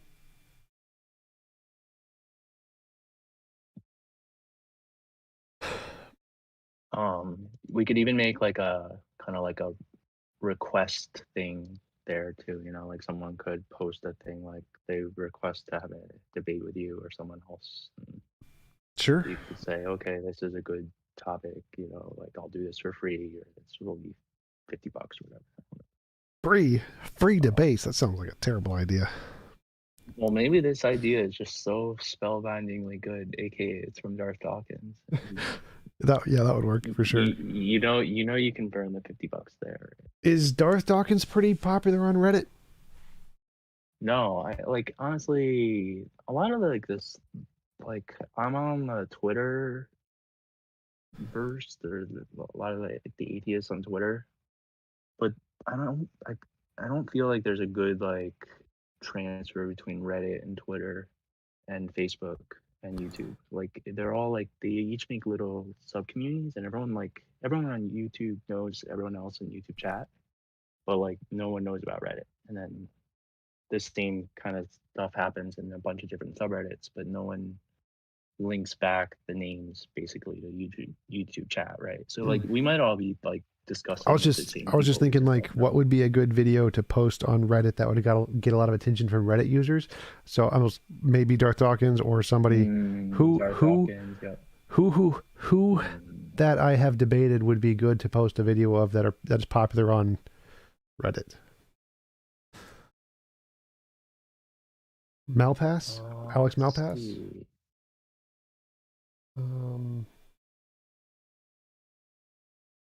Oh yeah, you could also post like to the vegan subreddit, for instance.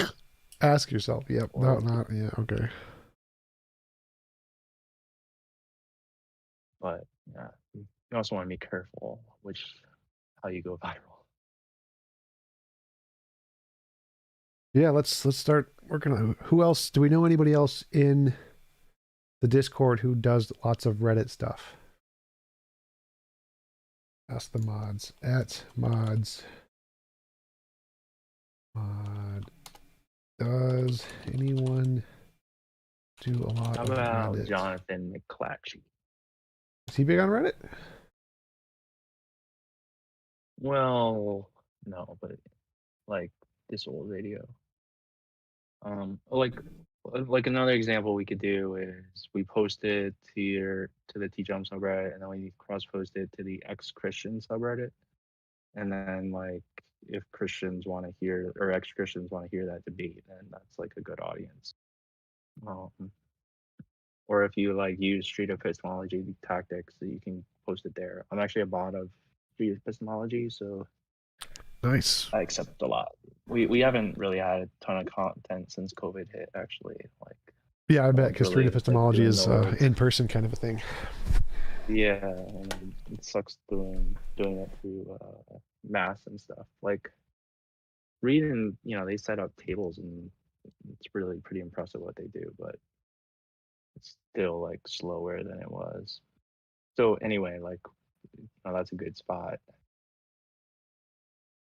But yeah, if we can get something viral on atheism, like I've never been able to figure out the formula for atheism. Could you send me all of the r/thingies that you think would be good that are related to Yeah, if you my check channel? the street epistemology one, I should have a lot on the side there.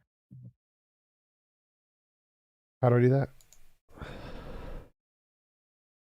So there's these sidebars. Yeah, there's some good ones here. So if you open up street epistemology, The Discord or our subreddit or the subreddit, yeah.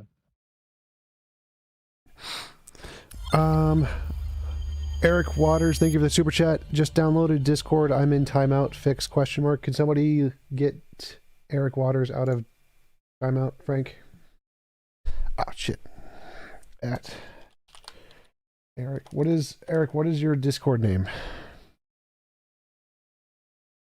Controversial topics would work there.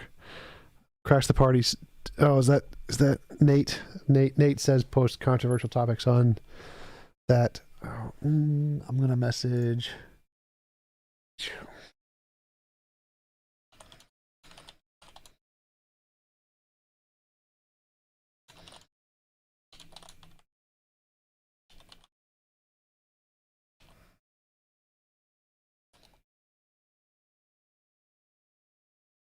I mean, yeah, so you want to use the TJump subreddit, not the TJump chair? We can see. I'd say we'll go with yours unless I can hear back from the other guy. If I hear back from the other guy, and we can set it up before you do anything like substantial. But let's just go with yours. I already did the bare minimum. I copied in the description from YouTube, and yeah. Hey Tom, I need his name. Yeah, at Waters Eric. Waters Eric. Waters Eric.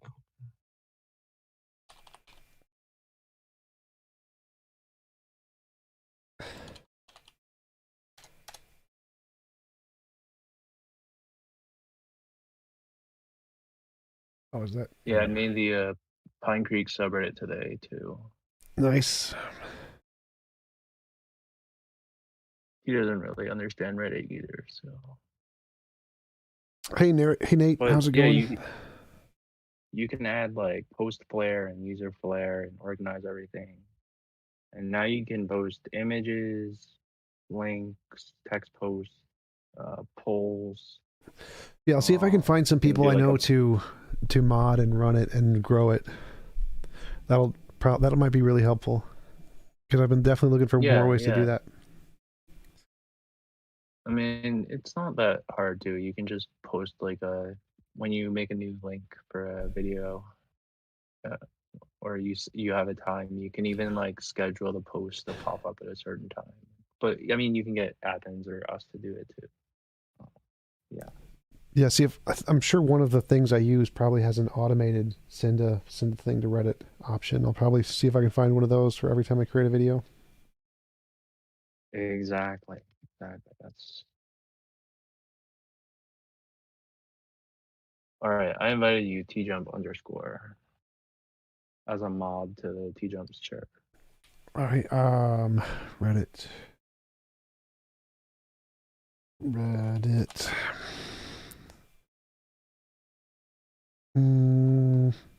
Notifications.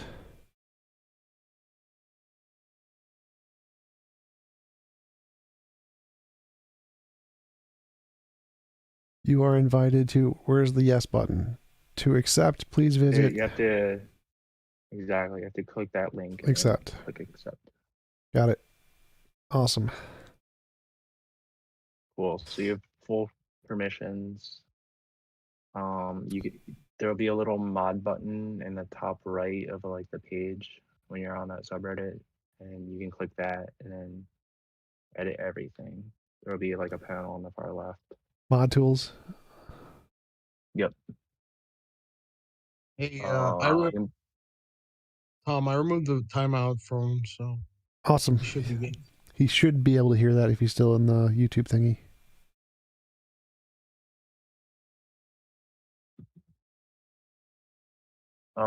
yeah, there's these two tabs called community settings and community appearance. Those are like the important ones.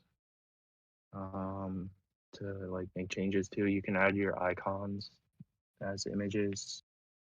There's a banner that kind of gives it some style. You can add like a post background and all sorts of stuff. And you can add a wiki page. You can add custom awards. People like Reddit recently added like this ability to get power ups, which means like people subscribe and spend like $6 a month on your subreddit, and then Oh, you get like nice. extra abilities like responding to gifs and stuff. So you have to kind of get like a few thousand subscribers usually to get to that point, but maybe you could get some super fans that do that here. um, but yeah, I mean, there's honestly not like a ton of great like discussion subreddits. Like if you want to make it into like a religious debate subreddit, like you can like allow that, or you can kind of keep it around like your content. Um, like it could be, you could host conversations there too, same as here. All right.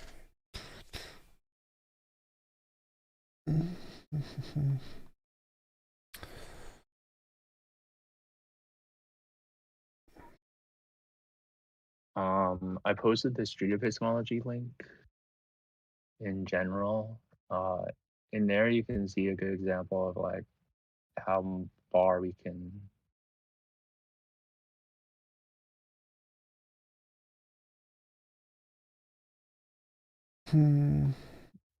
How far we can bring the subreddit.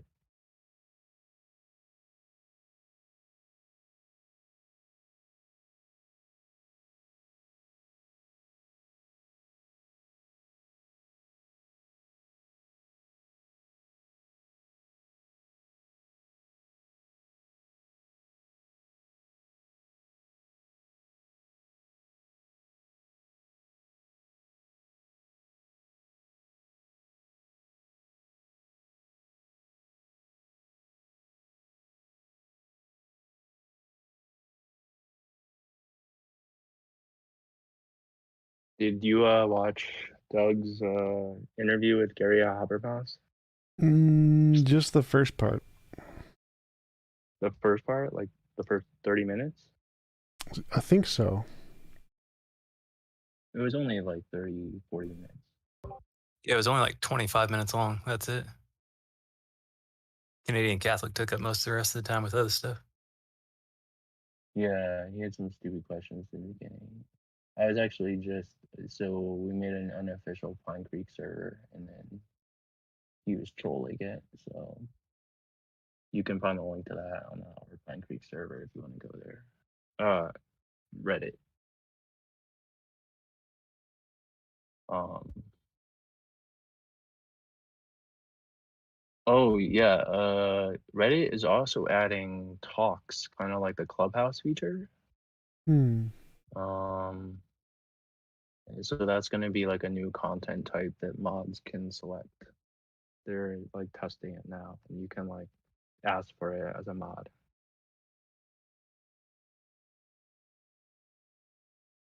So that would actually be great for random anyone join debates and stuff. Yep, definitely have to look more into that, see if it's an opportunity to grow stuff.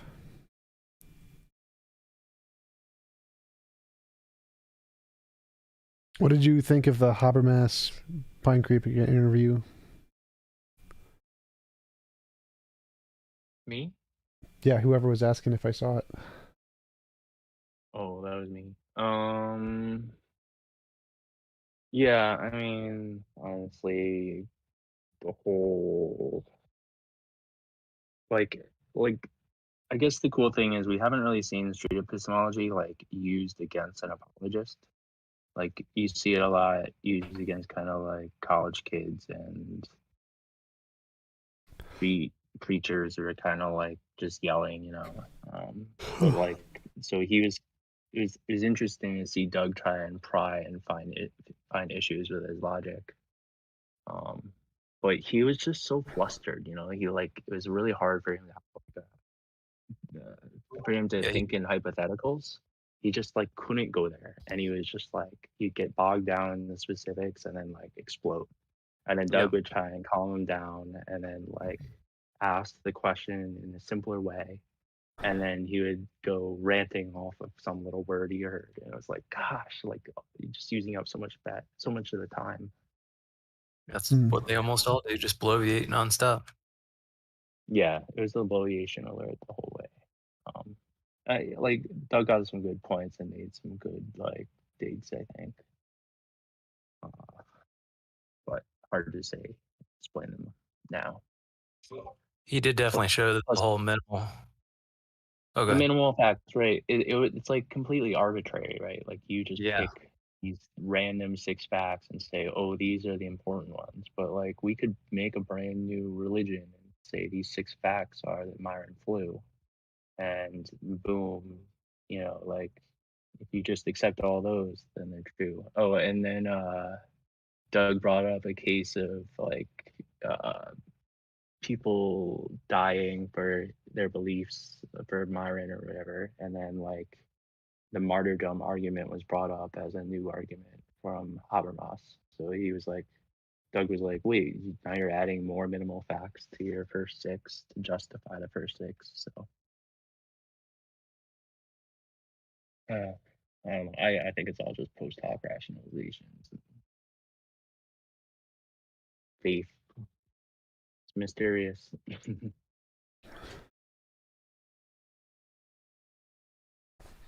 Yeah, I don't think even if we granted the six facts, it means anything about God. It's like, okay. Right, right. Like, how can we learn more now? Like, oh, yeah. That might be one of the worst argument is the whole minimal facts thing, and I like how Doug pointed that out. That's pretty much like you're going to turn more people away than you are going to actually bring them onto it.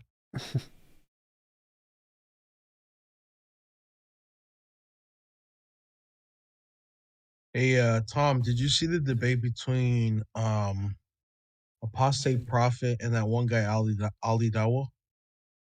Uh, Alidawa. Yeah, Ali Surely you Dawa. saw that one. I You don't had That to think one have. was so. funny. The one where he literally said, "I want people killed." You didn't see that? Mm-mm. Oh man, Pretty yeah, much he was every literally. Muslim debate ends You got to up watch that one, Tom. saying that. Yeah, that's 100% worth it. I mean, How he do just you straight up advocated, "I want to kill people." turn off cameras again? You want me to turn it off? Yeah, I don't want no cameras. I got you. Is there a way to disable Why are you that smoking option in your room somewhere? anyway? Oh, I mean, if I could, I would smoke in my house too, though. If I could. I'm at my balcony. My room has a small balcony. I smoke there. Fine. I just smoke my weed right where I sit. Yeah, That's, I'm I in mean, I'm Canada. vaping, but that's like innocent. Huh? You just got to make sure you have a candle for the smell. Not with vaporized, like hash oil. Oh, when it's vaporized, though, it's different. Yeah. Yeah. I got lots of charcoal filters around, considering I do a lot of soldering in here. Charcoal filters. Takes the flux out of the air. Soldering. What what equipment are you using to get high? I usually weed. I don't know, but like a bong, pipe. Oh, just a pipe or a bong. More reliable. I want to get like a volcano. I've got a hookah as Wow. well. Get a Oh, volcano? that was fun. No, are we supposed to be Yeah. talking about weed in here? Yeah, maybe we should. Because I don't know if he's live or not. Yeah, it's live. I don't care though. Okay. Hey, Tom, I did it. Now, you can't. No more videos. So. All right, thanks. Yeah. I thought I had you a debate there, but they looked at my rolls and said, "What's that?" They saw that dishonest. Did you make that for all channels or just this one? Or like, oh, there's a lounge VC. Should make like one just this forever. one.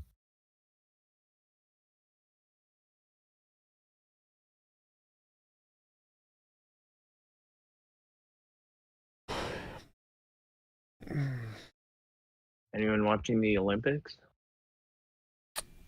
Lame. Fuck no. Here and there when needed.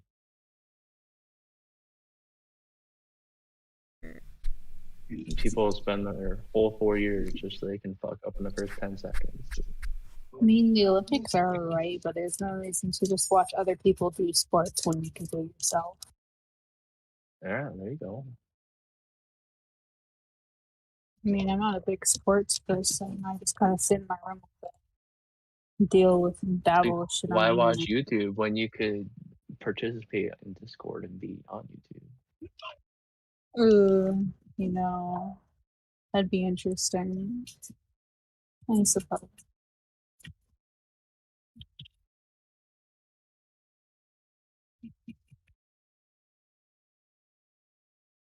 Oh boy, answers in Genesis. Monkey teeth, proof of God's post-flood provision. What about the strange and unusual atheist flat earther? Atheist flat earther? Oh yeah, are those real? I've heard those rare. are real. But they're very rare. They're rare. They're like the rarest species of them all. And I'm always like, God, conspiracy theorists. I get so mad when they appear because I'm like, wait, you're not just like citing the Bible. Like, what are you citing? Like, why do you care? Like, there's no post hoc reason to care about this. And then it's just like they hate government. There's other emotional issues usually.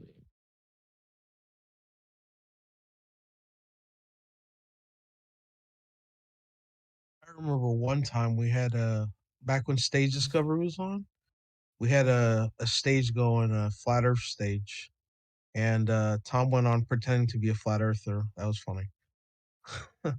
Nice. I think he said something It would be about fun. Like, I don't know if I could like lie that hard though. Like, so I'm like, what model am I believing in? Hey Frank, didn't he actually trick me with that? I don't know. Maybe he did. Yeah, I think God was there, and he thought that Jose got me with it once. Yeah, it was I think God thought I was literally a flat earther at the time, and then the same with what was it? Ilmatic pretending to be Jay Dyer. Yeah, that was great. He did that a few times. I actually have that on recording somewhere. The interaction between me and TJump with him playing Flirt. Okay. See that. No, I remember TJump said something about general density or something like that, Tom? Oh my god. That was funny. Yeah, there's no gravity, it's relative density. Relative density, right? Yep. Goblin Lord, question for TJump. I understand your position on objective morality, but I actually don't understand why you accept that it's subjective in the first place, because I think it's an actual thing in nature. I think it's an actual like emergent property in nature, and not just a thing made up in human psychology. So it's an actually existing phenomenon. That's a pattern that would be universal, and it's objective.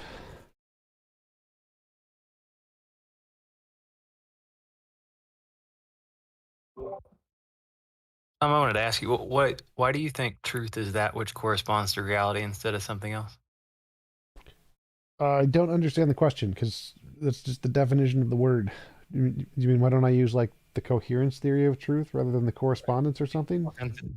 Yeah, there's all kinds of different, versions of truth that you could come up with, but people just define it as that. So why do you think that is what truth is? Just because that's what people say so? Well, they're all just different definitions of truth. The correspondence, Exactly. So why'd you coherence, choose that one? because I think it's right.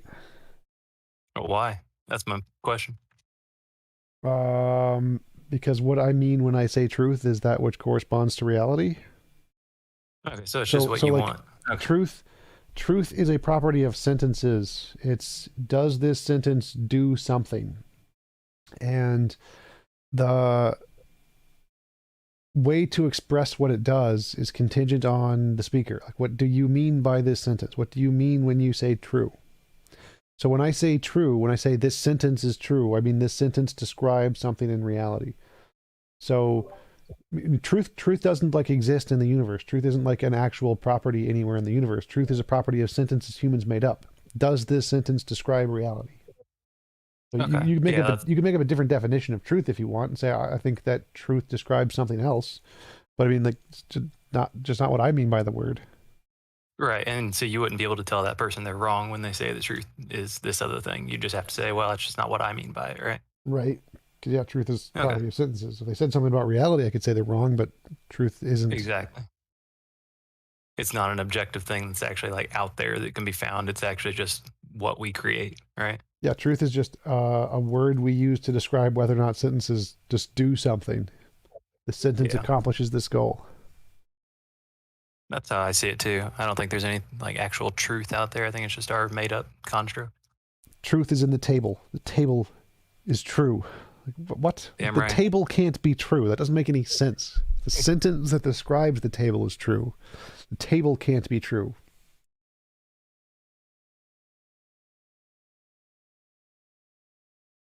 Everything becomes really abstract, huh? What? Like you can turn every word down into a very abstract thing where it like loses its meaning.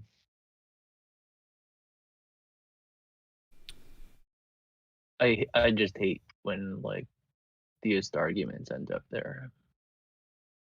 Well, that's true. Yeah.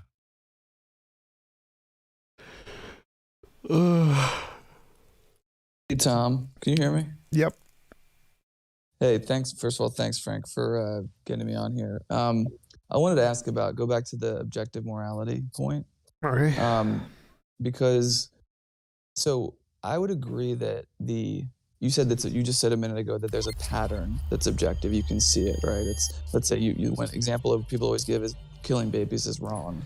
Yes. And like that's something that, basically universally everybody would agree upon. But the root of it is people's feeling about it. That everybody feels that it's wrong. And I think you've said things like that before. So well, that's just the phenomenon. I think that the root of it is actually a thing that exists in the universe. It's not just people's feelings. Well, so why do you think that? Because I think it's going to be a consistent pattern in the universe everywhere, no matter what. It's independent of all human life. All life on Earth, it's still going to be there. Why do you think that? I think it's an objective thing. That is a pattern, that is an emergent phenomenon that exists in all life everywhere in the universe. Well, okay, so all life everywhere in the universe? Yeah. What would you say to like the lions that eat the babies of they don't have the intellectual capacity to have understood it yet, so they need more intellectual development and then they'll be able to understand it.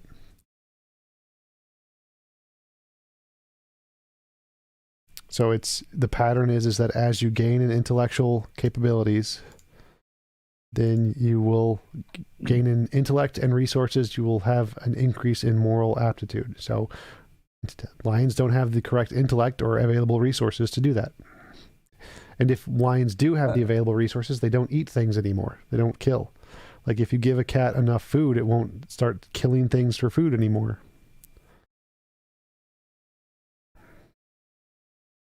I don't think that's not true. If you give cat plenty of food, it'll still like kill the bird when it has a chance. Not for food. Yeah, he's right. Yeah, you said not for food. Yeah, you're right. So as intellect increases in animals, you see a pattern where the morality, converges with what we think it should be.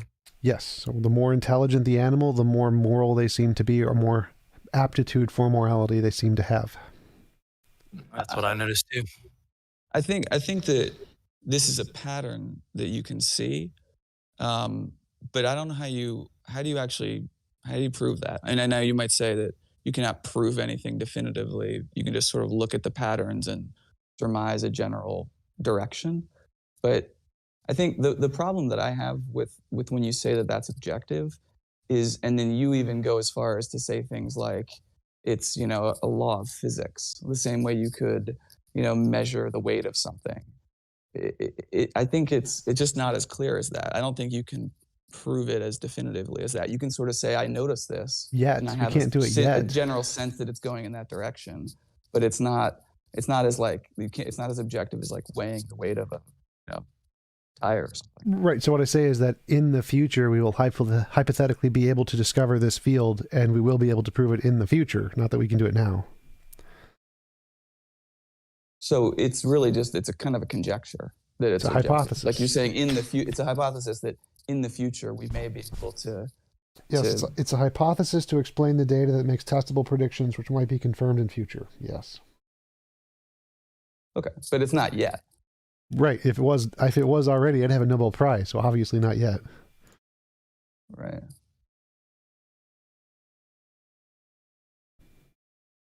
So I have difficulty then like concluding that it's objective. It's sort of, you're claiming that based on the data you've seen, it seems objective, and it seems like it could be proven to be so in the future, but it's not necessarily. Yeah, I find it highly likely that these things will be discovered in the future. We will find out that, yes, this pattern maintains throughout all life in the universe, and we will probably discover why.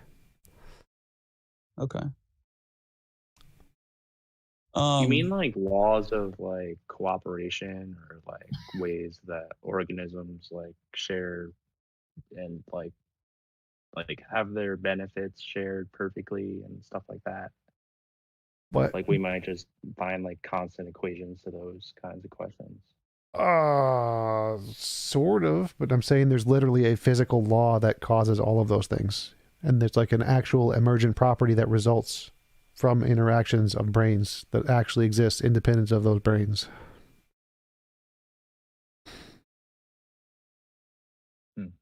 But again, there's not good evidence of that. It's a hypothesis. I already said that. If I had proven it, I'd have a Nobel Prize. If there was any like really strong evidence, I'd have a Nobel Prize. Right. So I guess my problem is that you're claiming that this is kind of true, or you go on and claim you believe that objective morality I believe it because it's highly likely. It seems very highly likely this will happen. Okay. Now, could I ask too? I'm sorry, I don't mean to dominate the conversation. I've just been listening to a lot of your stuff, and I think it's really interesting. So, how do you deal with in your model moral ambiguity? Because what I mean by that is, and you could educate me on this, but like things like a trolley problem, where let's say you have, pick your favorite one, and you were to ask 100 people, it's not like 100 people are going to give different answers, because there's a gray area based on what you feel about the situation. And for me, that would be evidence, or that would be explained by morality ultimately being subjective to the person who is making the moral judgment. Because I think it's subjective. So how do you explain multiple people having different answers to that? Or you could also talk about different cultures having, different attitudes about different ethical, what's ethical in one culture is not the same as in a different culture. How does that shake out to be then objective across everybody? The same reason that if you show people an optical illusion, they'll see a white dress and a white and gold dress instead of a black and blue dress. People's subjective interpretations don't affect the objectivity of things. The fact that they see things differently doesn't mean it's not objective. So that's irrelevant, really. Like, the white and gold versus black and blue dress thing? Mm-hmm. So it's the same thing. The fact that people see morality differently doesn't mean there isn't an objective morality. My evidence for the objective morality is that there is a consistent pattern throughout all of life and human cultures over time. The fact that some people haven't been affected by that in the same way others have doesn't make a difference. So I would say I agree with you. Two people see an optical illusion, or they look at the dress thing and they see it differently. And you're saying there is a fact of the matter that you can get to the bottom of, like whether, an optical illusion or something. Yep. But I don't see, going back to the first point, that you don't really have the evidence yet of objective morality. I would say that we don't, you can't get to the fact of the matter around morality the same way you can with an optical illusion. Right, and I Because already there said is if no I fact of could, the I'd have a matter, it's Nobel still Prize. subjective. Like, I don't know why you keep repeating the same question over and over again. Yes, I can't prove it's real. If I did, I'd have a Nobel Prize. That's like saying, if somebody believes we're going to Sure, discover Tom, aliens... but if I said I could prove God exists, then I'd have a Nobel Prize too. I mean, you could say anything. Like, you're claiming that it's objective. I'm not trying to be a jerk, but it sounds like you're claiming it's objective, but you don't have good evidence. That's the same thing theists do about God. No, it's not, because they're claiming they already have... So they're claiming they already have good evidence. I'm not claiming I already have good evidence. I have a hypothesis that I think is highly likely. But what would you say to a theist who said, well, if they just said God was a hypothesis, God exists, that's fine. I haven't proven it yet. Like, I believe it's true because I've seen, of that's all fine. the experience That's I've had. Totally fine. So they can say, I have a hypothesis. I think it's true. I don't have any good evidence. Then they'd be like, okay, cool. Just that none of them do that. Yep. What do you think is the best counter argument or other argument other than objective morality as this law? Say what? Like, is there subjective morality? Like, as Could you rephrase your original question?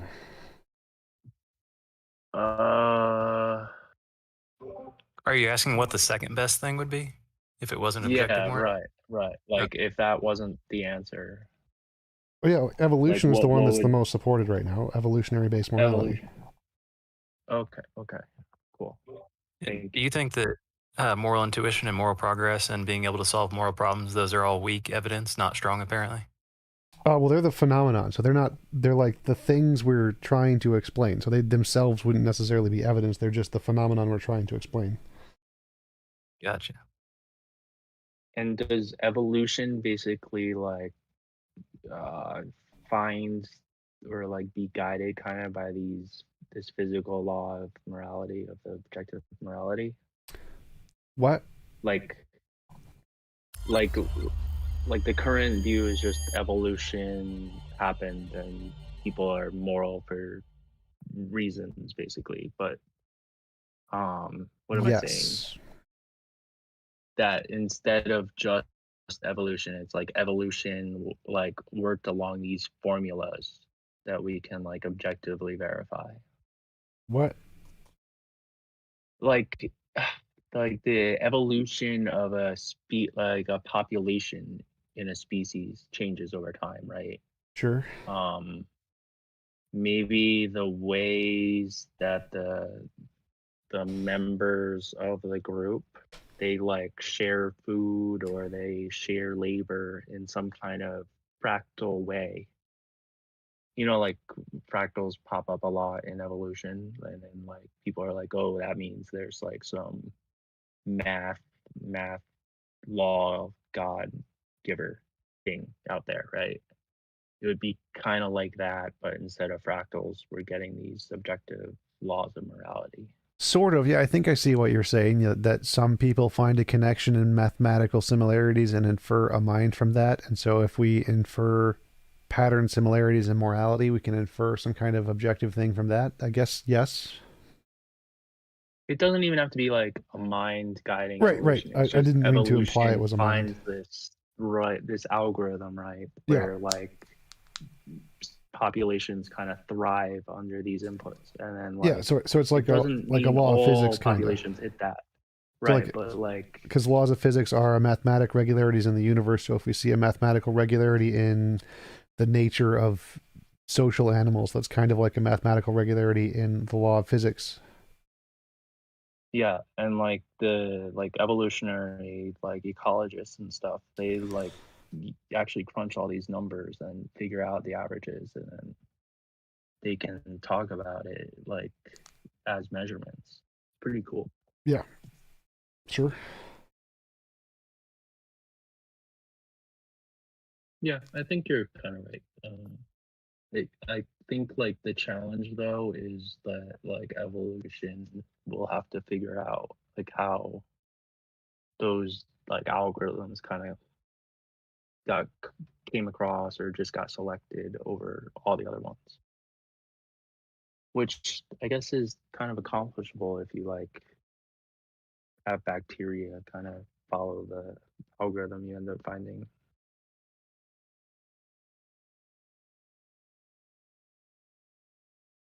You could think of it as like bacteria sharing like a glucose source in a petri dish, right? Like they could all eat it really fast and then die out, or they could kind of create community and share it somehow. Yeah, I think so.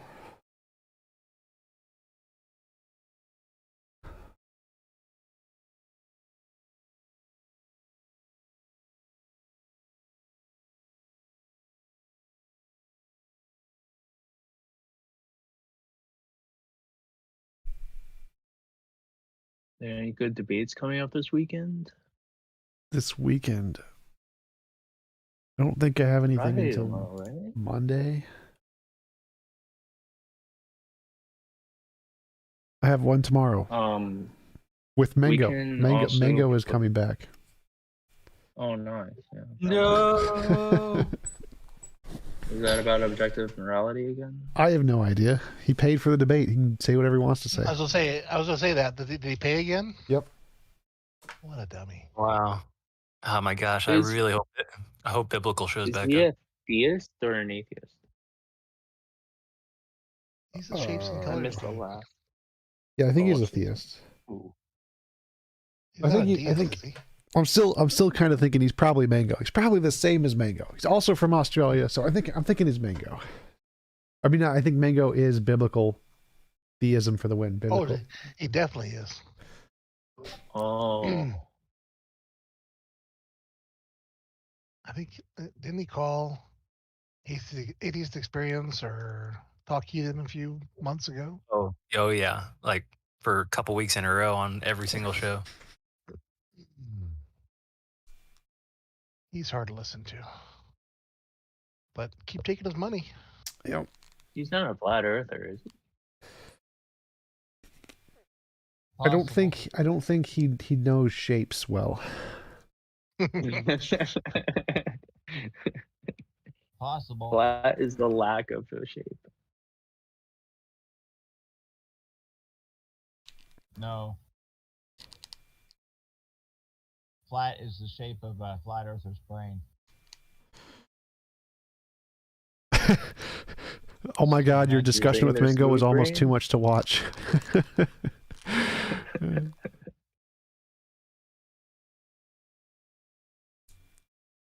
Isn't Mango the guy from Blazing Saddles? I don't know.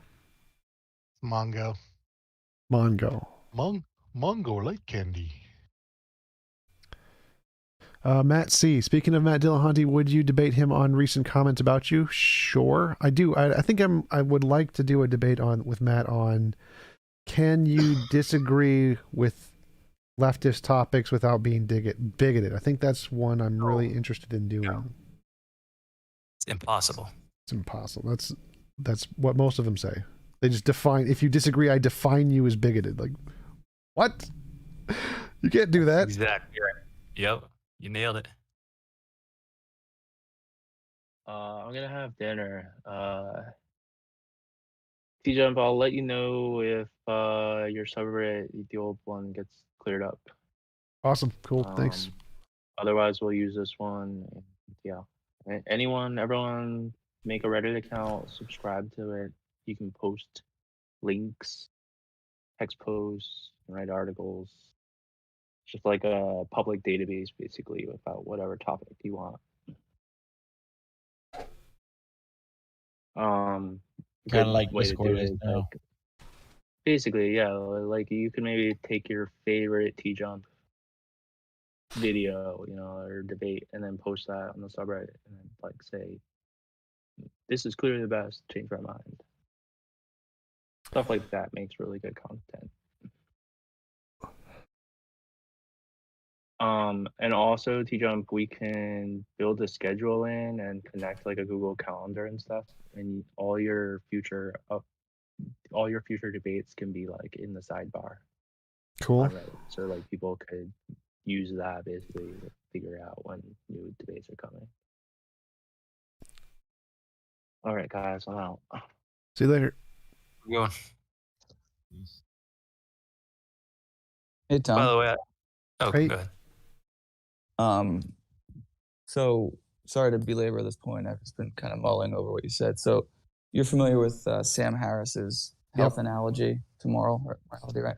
Yep. So would you be tempted to posit that there's like a law of physics called health that we're all like moving toward in a similar fashion? It troubles me that you're positing this hypothesis when it seems like a far simpler explanation is that just like health, people don't want to be sick. They don't want to throw up all the time. So generally speaking, we all agree that it's healthy to not throw up all the time. That's a subjective fact. We can speak objectively about a subjective fact about ourselves. That's how he phrases it. And I would just think that morality is exactly the same way. It's just there's a lot of things that are subjective preferences that so many people have in common that then we codify them as morality. We make laws about them. People generally agree about them. I don't see why you're tempted to posit a law of physics like gravity. Would you be tempted to posit something like that about health in the same way or any other kind of similar analogous topic? Health, no, because health doesn't really make a difference because you can just change your physical shape, your physical body.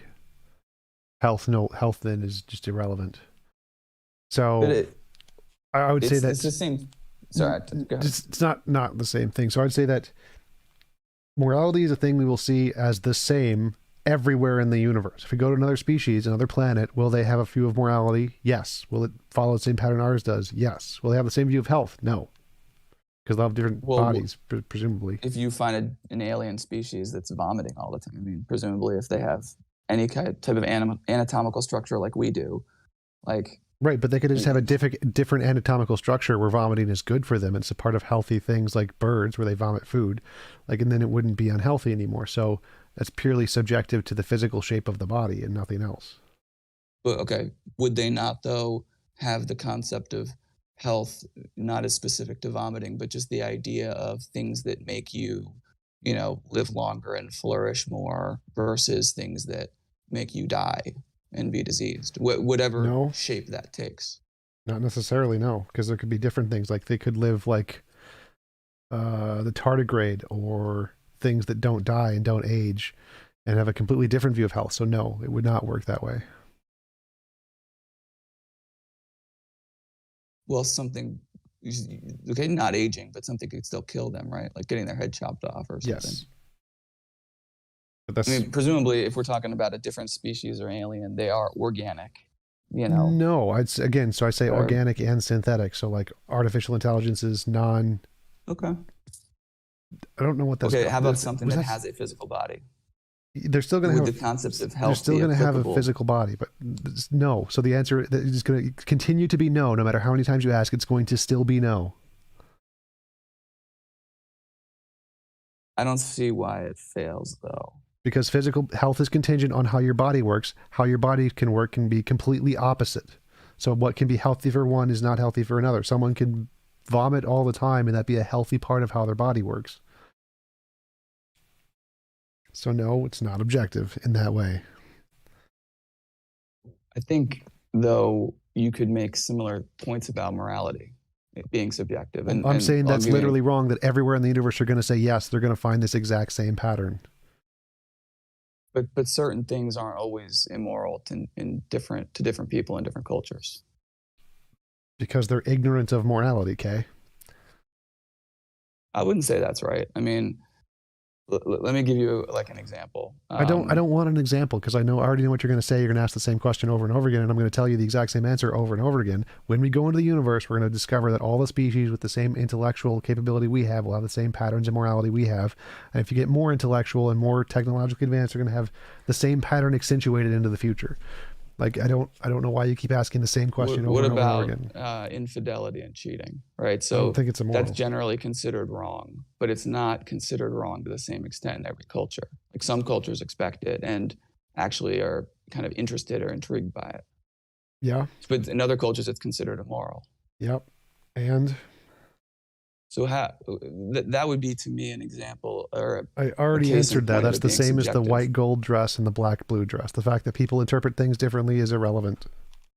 So you would claim there is an actual true fact of the matter. Yes. Whether cheating is immoral or not. It is not immoral. It's not. No. But what about people who consider it? I don't compute. Like They're wrong. Who then decides? Like how do we know? The universe itself decides. It's literally written into the fabric of reality. It is a law of physics. The universe decides. You don't get an opinion. Sure. Okay. So you're positing there is a physical law, like a law of physics. Yep. That determines whether cheating is wrong or not. Sort of. Yes. And all the people in the world, some people who think it's good, some people who think it's bad, are just interpreting that. They're looking at a dress differently, and some of them are looking at the law of physics correctly, and some of them are looking at it incorrectly. Yes. And we don't know whether it's correct or not until we one day discover the law of physics. Yes. Right. But that's kind of, the only thing that's a little impractical in terms of like how we make moral decisions day to day to wait until. That doesn't matter. Like whether or not it's practical is irrelevant. So whether or not it's practical to like measure the speed of light in the 1900s is irrelevant. Like we couldn't do it. Does that mean it's true or false? No. The pragmatic implication is irrelevant here to the truth. Well, I think that is true. I agree, but it's relevant for people who talk about morality as being important. And the reason we're even talking about this is like kind of an atheist channel, right? And God is like, the sort of the topic du jour, right? And the point is that the reason what theists do is they've put morality up as a reason to explain why God exists, right? And then they say to atheists, explain morality. If we don't have morality, then like atheism is, bad effectively. And you're positing this physical law point. And I don't think that's, it's just a hypothesis. There's no good evidence to support it.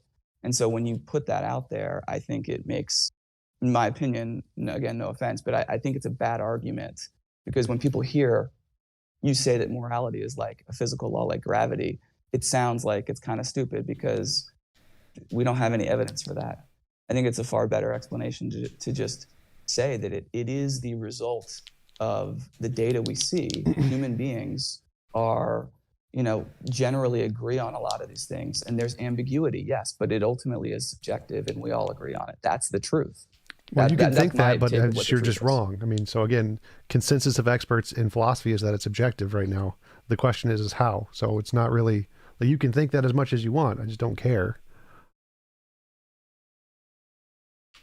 So the consensus of philosophy, it's objective because there's a physical law. No, that's just my hypothesis. They have lots of different explanations of what it is. Emergent property, a priori abstract, Platonic object. There's lots of different theories. We have no idea.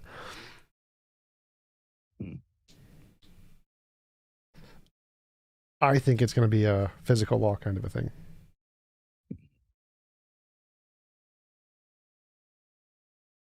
Well, I guess I disagree. I get your concern that it looks bad in terms of like practicality, but it depends on what you're after. Are you after the truth, or are you after just something that's practical? Well, I think that practicality is like the most important thing about morality. Like I agree with you, the distinction between what's actually true, what's factually true, and what is practical, right? But morality, the relevance of why we even talk about morality, it's not because we think there's some true thing in the universe, like a law of physics. The reason anyone cares about morality is because it has to do with how we treat each other, and that is completely a practical consideration. So, like, how should we act toward one another? That's a relevant, important question that people care about, and that's why it's always coming up in theist and atheist debates. Because they're saying, this thing that everybody really cares about, guess what? We're theists. We can ground it because we have a source of it. You, as an atheist, can't. And that's a weakness of your worldview. That's the reason it's coming up, not because we're trying to solve the E equals MC squared of the morality in the universe. That's exactly what they're trying to do. Who is? Theists. They're saying they can solve the E equals MC squared of morality. That's the whole point of the God thing. When they say ground it, what they mean is they have some kind of correspondence to reality that they can ascribe to morality, and atheists can't. So there's some phenomenon in reality that can't be explained that they can explain. They're literally trying to do the E equals MC squared thing to morality. That's true, but I would say the way to undercut that argument is to say, because actually, let me make one other point. Is if it were true, if you were to grant theists that their God does exist, then I actually think they do have a basis for objective morality, because it's objective the same way that you can look at a yardstick and say this is objectively 1 inch, right? You can objectively look at the rules that the Sky Daddy put out there and say, those are the rules, they're objective because he put them out there. And now you might argue, yeah, but ultimately that's subjective because they're just up to the whims of the Sky Daddy. And I would agree with that. But nevertheless, you could change on a yardstick what an inch is.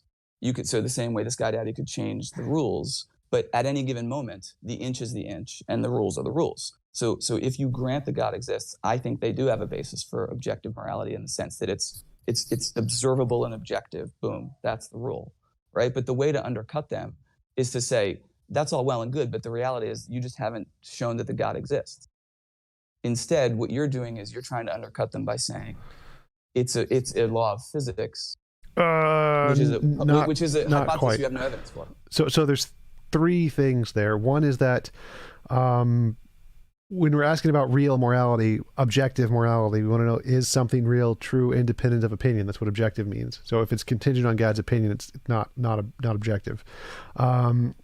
It's not best. Sorry, you finish your point. The second thing is that the way to counter their argument is just to say, you've made up something to ground morality, we can make up a different thing to ground morality. So we don't even need to provide evidence of a law of physics. We can just say it's possible to ground it without a God, because anything else we could make up could also ground it. And so you don't need to provide evidence for it. But those are also completely separate from whether or not there is such a thing as objective morality. Sorry. So the way I address their argument is just to say we can make up something to ground morality too. Neither of us have any more evidence, so we're both equally justified. I don't actually use this as a way to necessarily counter their argument. What I think morality is separate from countering their argument. Mm-hmm. But you think it is the physical law? Yes. Right. I mean, going back to the first comment you made, remind me, what's your definition of objective? It's independent of opinion? True, independent of opinion, yeah. Okay, so I guess this is just a fundamental difference of opinion, but I think that going back to the morality question about, infidelity, for example, or you could pick a huge number of gray area topics where the ethical choice is a kind of a gray area. It ultimately comes back to the human being's feelings, the subject's feelings about what that morality is. I mean, I guess you're just going to say I'm still saying the same thing over and over, but I'm saying, that seems to be a lot better. Response.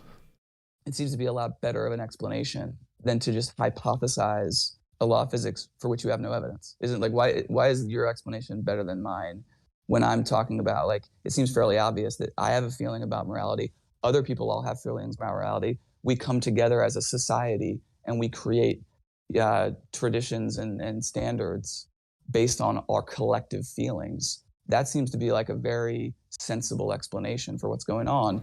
And then you're positing something for which you have no evidence. Why do you go with that explanation and not mine, I guess? Because yours would make no sense as to why we see moral progress. That's the exact same in every culture and every species on the planet that follows the same pattern.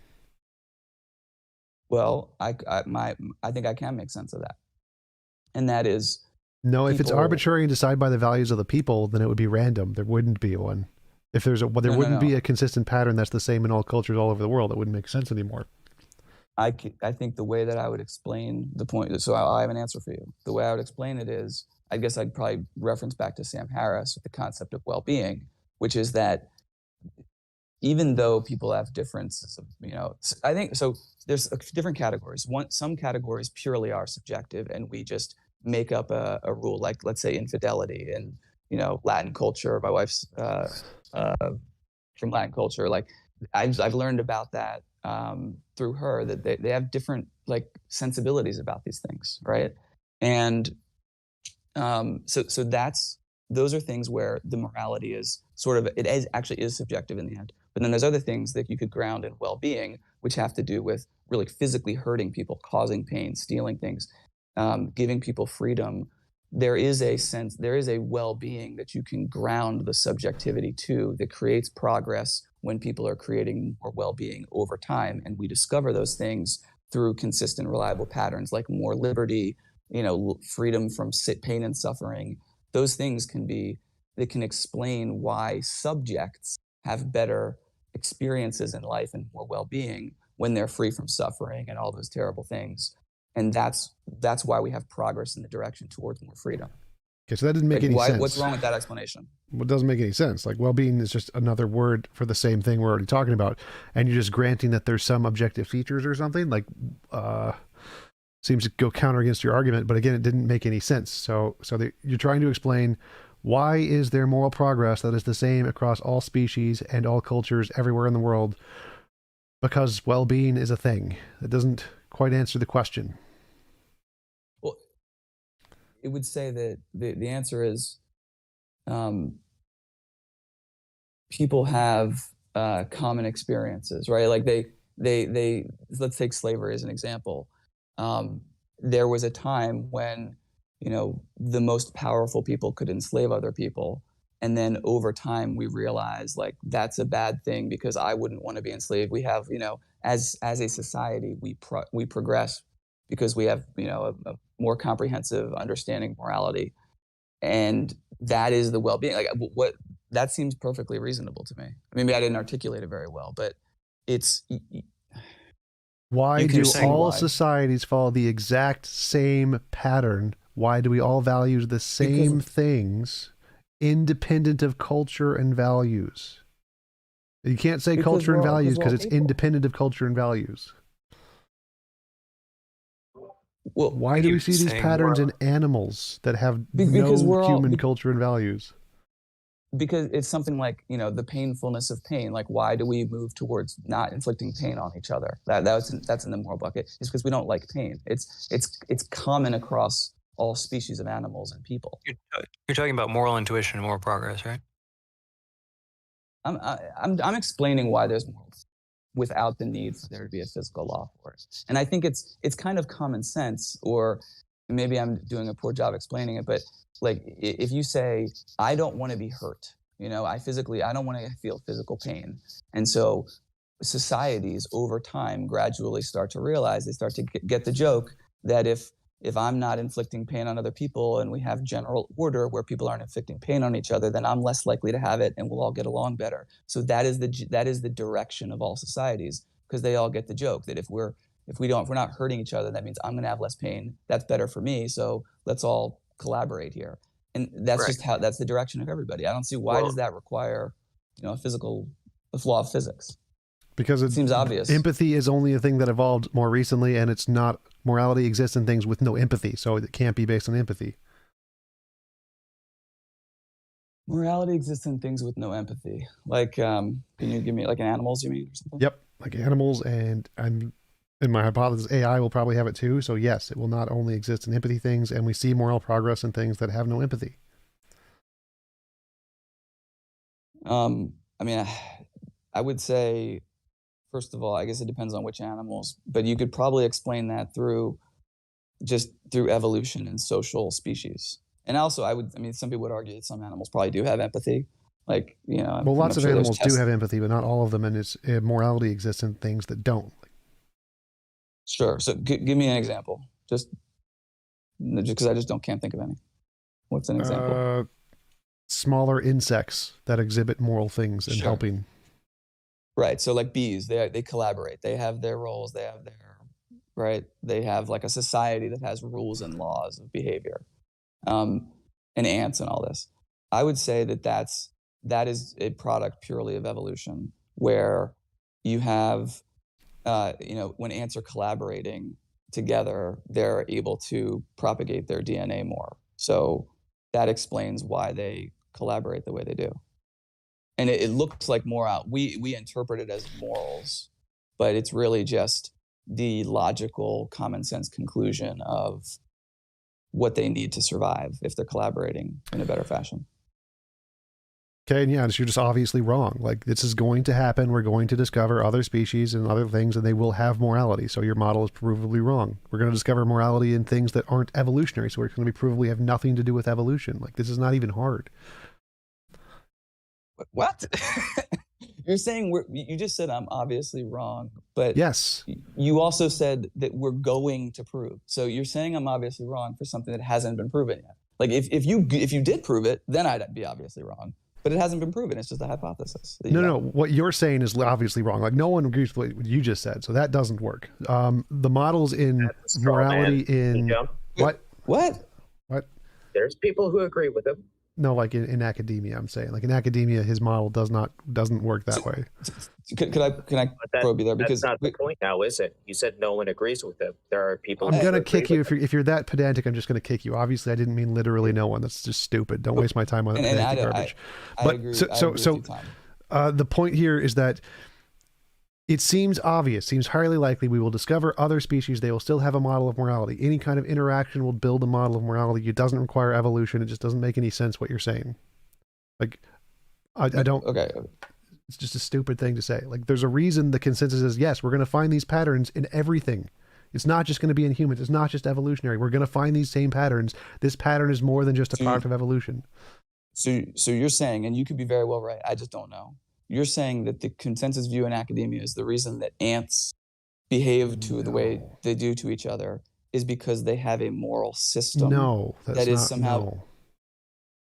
Well, because you just said what I said was obviously wrong. I said that their interactions are a product of evolution. It's not a product of like a hypothetical law of physics. It's the result of them evolving to help each other. You said that's obviously wrong. Nobody agrees with that. Wasn't what I was responding to. So I'm just. What do they say?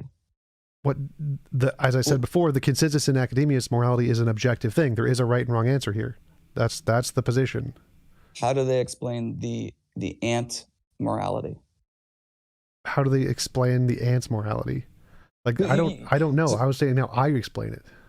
I think that the fact that we see these patterns in all different species is a result of the pattern being a thing, an actual emergent phenomenon that exists. This is not hard. There's nothing hard about this. No, I'm following you, but we came down this path because you said that it's going to exist across all cultures, all species, right?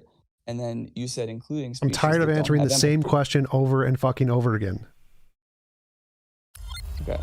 Well, all right. I mean, thank you for the super chat, Matt C.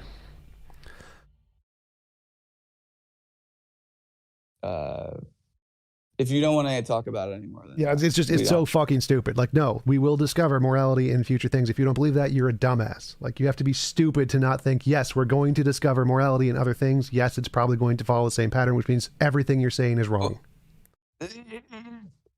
Tom, you're a very smart guy, and you're saying that I'm a dumbass because we're probably going to discover something?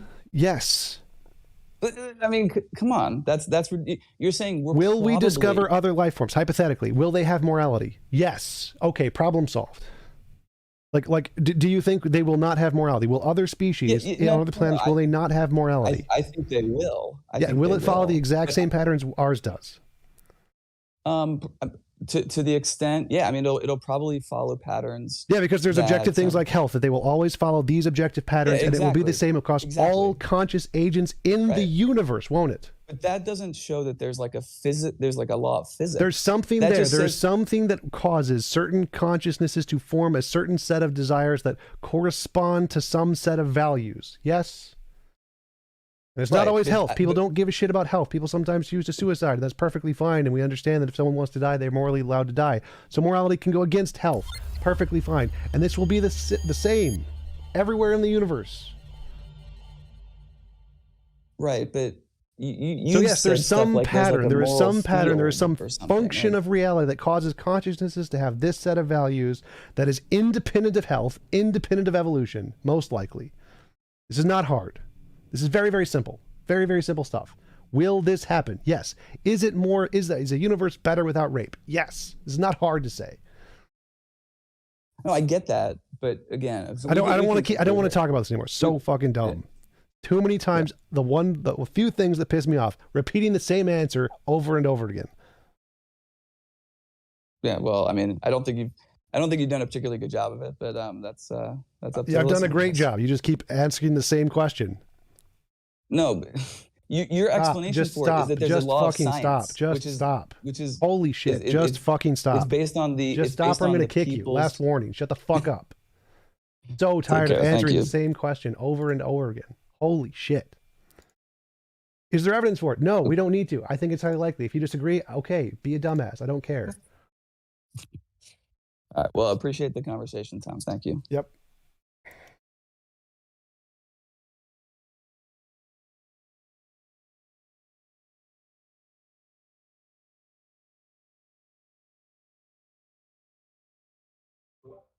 Anybody else got anything?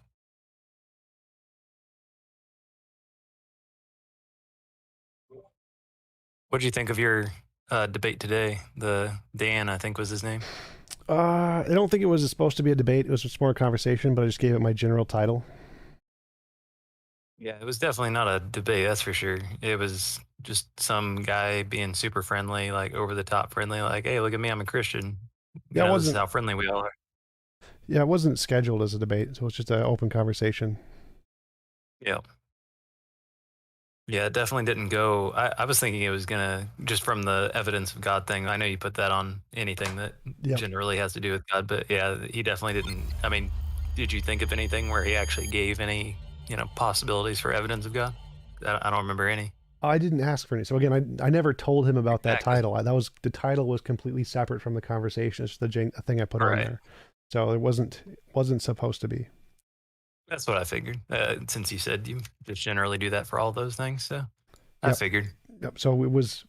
He didn't expect. I never told him I was going to ask for evidence. So that was not his Yeah. fault. It would be mine for putting that title in without him knowing or something. Yeah, I understand. Thank you for the super chat, Goblin. Like, anyone should know I'm annoyed if I have to repeat the answer over and over again. I'm always annoyed for having to repeat the answer over and over again, so that should not be a surprise. Thank you for the super chat, Antipode. Some define good as something. Stop scrolling. Some define good as something that ought to be done. How do you define good in your system? Where you have no oughts. I think good is the state of having no involuntary imposition of will. That's good. Or something along those lines. No involuntary imposition of will is good. Tom, was that the most mad you ever got during the debate? Because I've never seen you that pissed. What, you mean like 5 minutes ago? No. Yeah. That was definitely not the most. No. Most mad probably be one of my like Jay Dyers. Yeah. Who's more annoying, Trey Jadlow or Smokey? I don't find either of them that annoying. They're both like moderately levels annoying.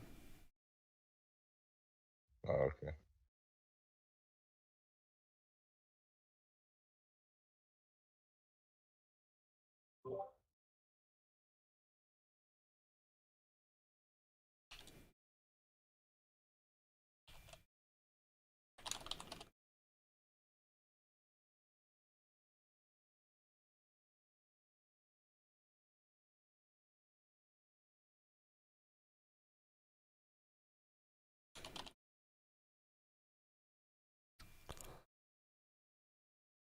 Anybody else got any questions?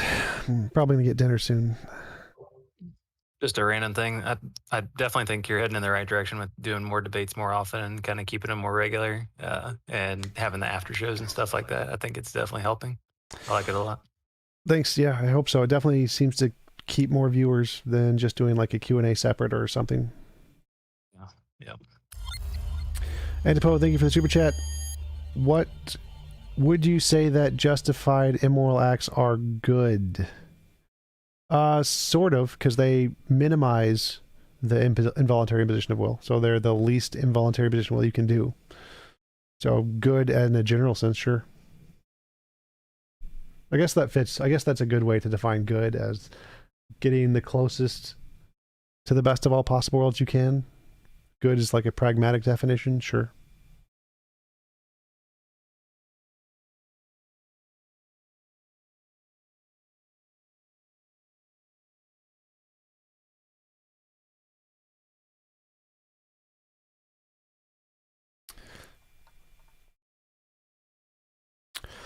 I didn't find Dee Dee that annoying. Somebody said if infinite patience with Dee Dee. Like, Dee Dee didn't really ask the same question over and over again very much. He did actually make progress, sort of. Right? He's almost just fun to play with. Like, it's so insanely predictable. Yeah, the hard thing with him, though, is he doesn't give you enough time to speak. I think that's the most annoying thing about Dee Dee. Agreed. But Tries to control every... I do find his tree interesting, his conversation tree. Yep. He's got it down to science. So I would definitely like to, I would enjoy talking to somebody and going through his conversation tree if they were more amicable. Thank you for the super chat. Meistrahan. Is a debate your default method for changing someone's mind? My goal has never been to change someone's mind. Do not care. I think debate has like a 0 point something % effectiveness of changing people's minds. I don't know. Like, the best way to change people's minds is just science, I guess. That probably has a higher success rate than debate. Still a pretty low success rate overall. You mean of changing the person's mind you're debating against? His question is debate your default method for changing someone's mind? And so for changing someone's mind, debate is not very effective. It's a very low % of debate of minds are changed. Psychology would do better. Of what? Really? Because I... Oh, yeah, go ahead. Axiom said something about... Yeah, I just think psychology would probably do better than a debate. Psychology? You mean like explaining psychology to someone? I think it'd be more about getting to know the individual and using like psychology, figuring out why they believe what they believe. Basically, street epistemology mixed with tough questions to figure out what they went through, why they went through it, how that links to past experiences, etc., and how you can basically reformulate their ideas. I think that definitely has a slightly higher success rate than debates, because street epistemology, especially since it's using cognitive dissonance and just asking questions, is a lot better than confrontational disagreement, but still has a low success rate. I was going to say for the debate part that, yeah, I definitely agree that it doesn't hardly ever change the other interlocutor's mind. But whenever you look at the intelligence squared debates that they do, where they, take polls of the before and after, I mean, they change hundreds of people's minds at a time when they go into those things. Maybe, but I think they're told, like, when you're into those things, judge it based off of the quality of the debate, not necessarily like, I don't know if those are effective transitions of beliefs. I don't know if those people continue to change their belief and permanently, like, oh, I'm going to go advocate for this new topic. Right. Or if it's just something like... it definitely takes more than one conversation. Yeah. So I think that might be more of a show kind of a thing where they allow people in the audience who are just open to listen and stuff, and they're not like... That community is more open to listening to arguments in general than like the average people. True. Yeah, it's not a very good sample. Yeah, I agree. Like, what do you think would change the mind of your average American on any topic? I'd say, yeah, I actually think that, the whole concept of using their mind against their own mind is probably the most effective way to do it. Yep. It's a very interesting topic because I studied a bit about it. It's a very interesting way to go about it. It's very in-depth. Beetlebomb, TJump, who are you wishing to debate the most right now? William Lane Craig, maybe? I mean, I'd like to debate William Lane Craig, Frank Turret, guys. Happy DA. Thank you for the super chat. Hey, Guy, hoping all is well, my man. I got a message saying you should be receiving the... Oh, yes. I got the teeth whitening stuff. Thank you. Appreciate it for sure. I got it today. Yep. Thank you.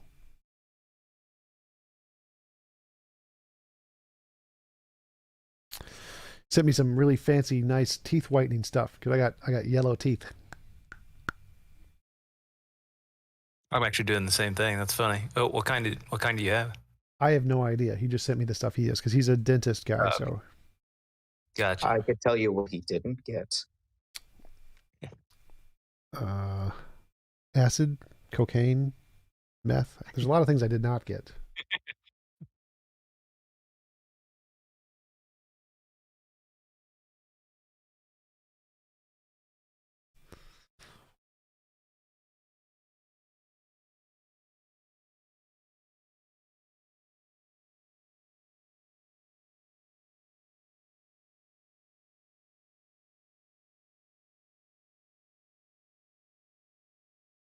You think religion in general, overall, if like you were to split, try to figure out what the split is, would you say religion is more or less harmful for humanity right now, as of just today, not of the past? It's a complicated question. So I think that it's like asking, is a spear more harmful or less in society today? Like, spears were great 2,000 years ago. They really, really benefited a lot of people. But today we have guns and stuff. So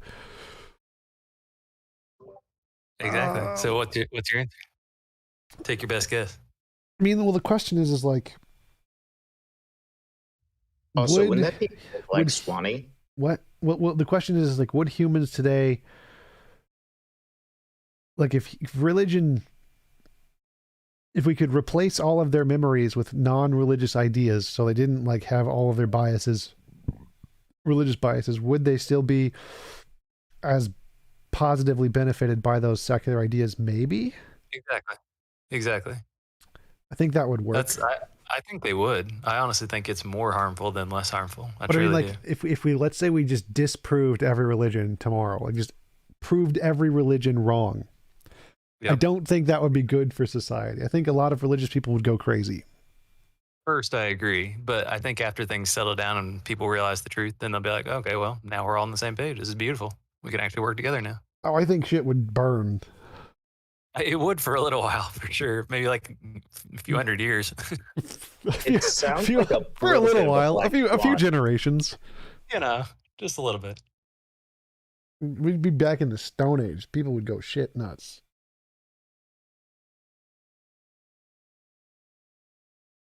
I definitely don't think it's every single religion that is the problem. There is atheistic religions. Yeah, there's definitely some that are more harmful than others. That's for sure.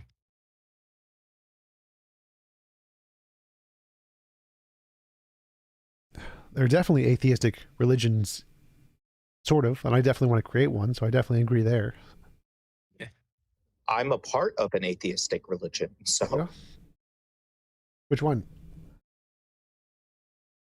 I do not speak for the Church of Satan, but I am a member of the Church of Satan. Which one is, because I keep getting those confused, the Church of Satan and the Satan? LaVey. Gotcha. Which is the one that like actually worships Satan? Is that the Satanic Temple? That would be the Satanic Temple, and I'm not trying to misrepresent. I'm only going off of what their original website said. But if you want to go with more evidence-based, Luciferians believe in a literal worship of a semi-Satan, but they replace Satan with Lucifer. Those are the same, aren't they? Lucifer is the fallen angel, No, Satan. No, so Satan only ever meant the adversary. It was more of a position in the Hebrew Bible than it was an actual entity. Lucifer was in the Bible a fallen angel, but before the Bible was a Roman god. Bringer of the light, by the way. A lot of people don't know that. I thought that was Prometheus. Very fascinating information. I provide links if you so wish.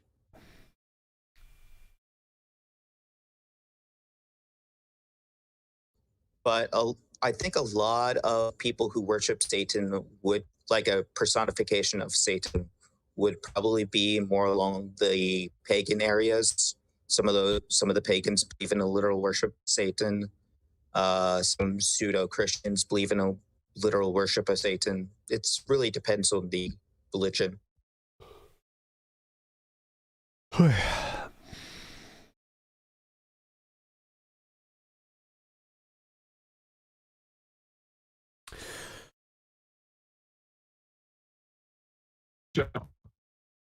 What? You broke up. The story about is conducted by Justin Barrett in Oxford. Justin Barrett? What about Justin Barrett? Is that the Got Questions guy? He conducted a study, I think, and they concluded that 1.9 million people are that are randomly selected around the world. They're predisposed to believe in a god. Like, I don't know, like the details, but I came across with these arguments when I was debating with a theist. Yes, I do recall that. That sounds very familiar.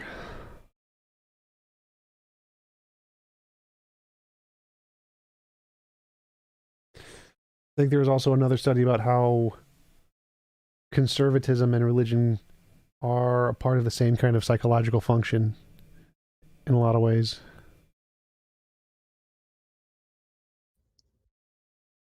There's a very interesting book about the similarities between the two. Or at least I think there is. Can't remember the book's name, though.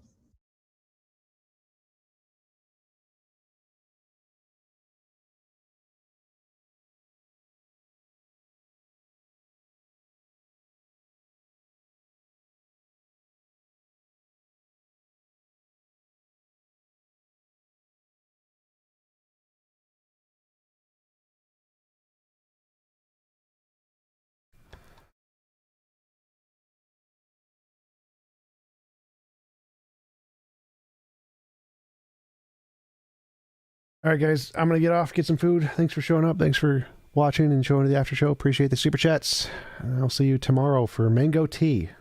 Exciting. See you, bud.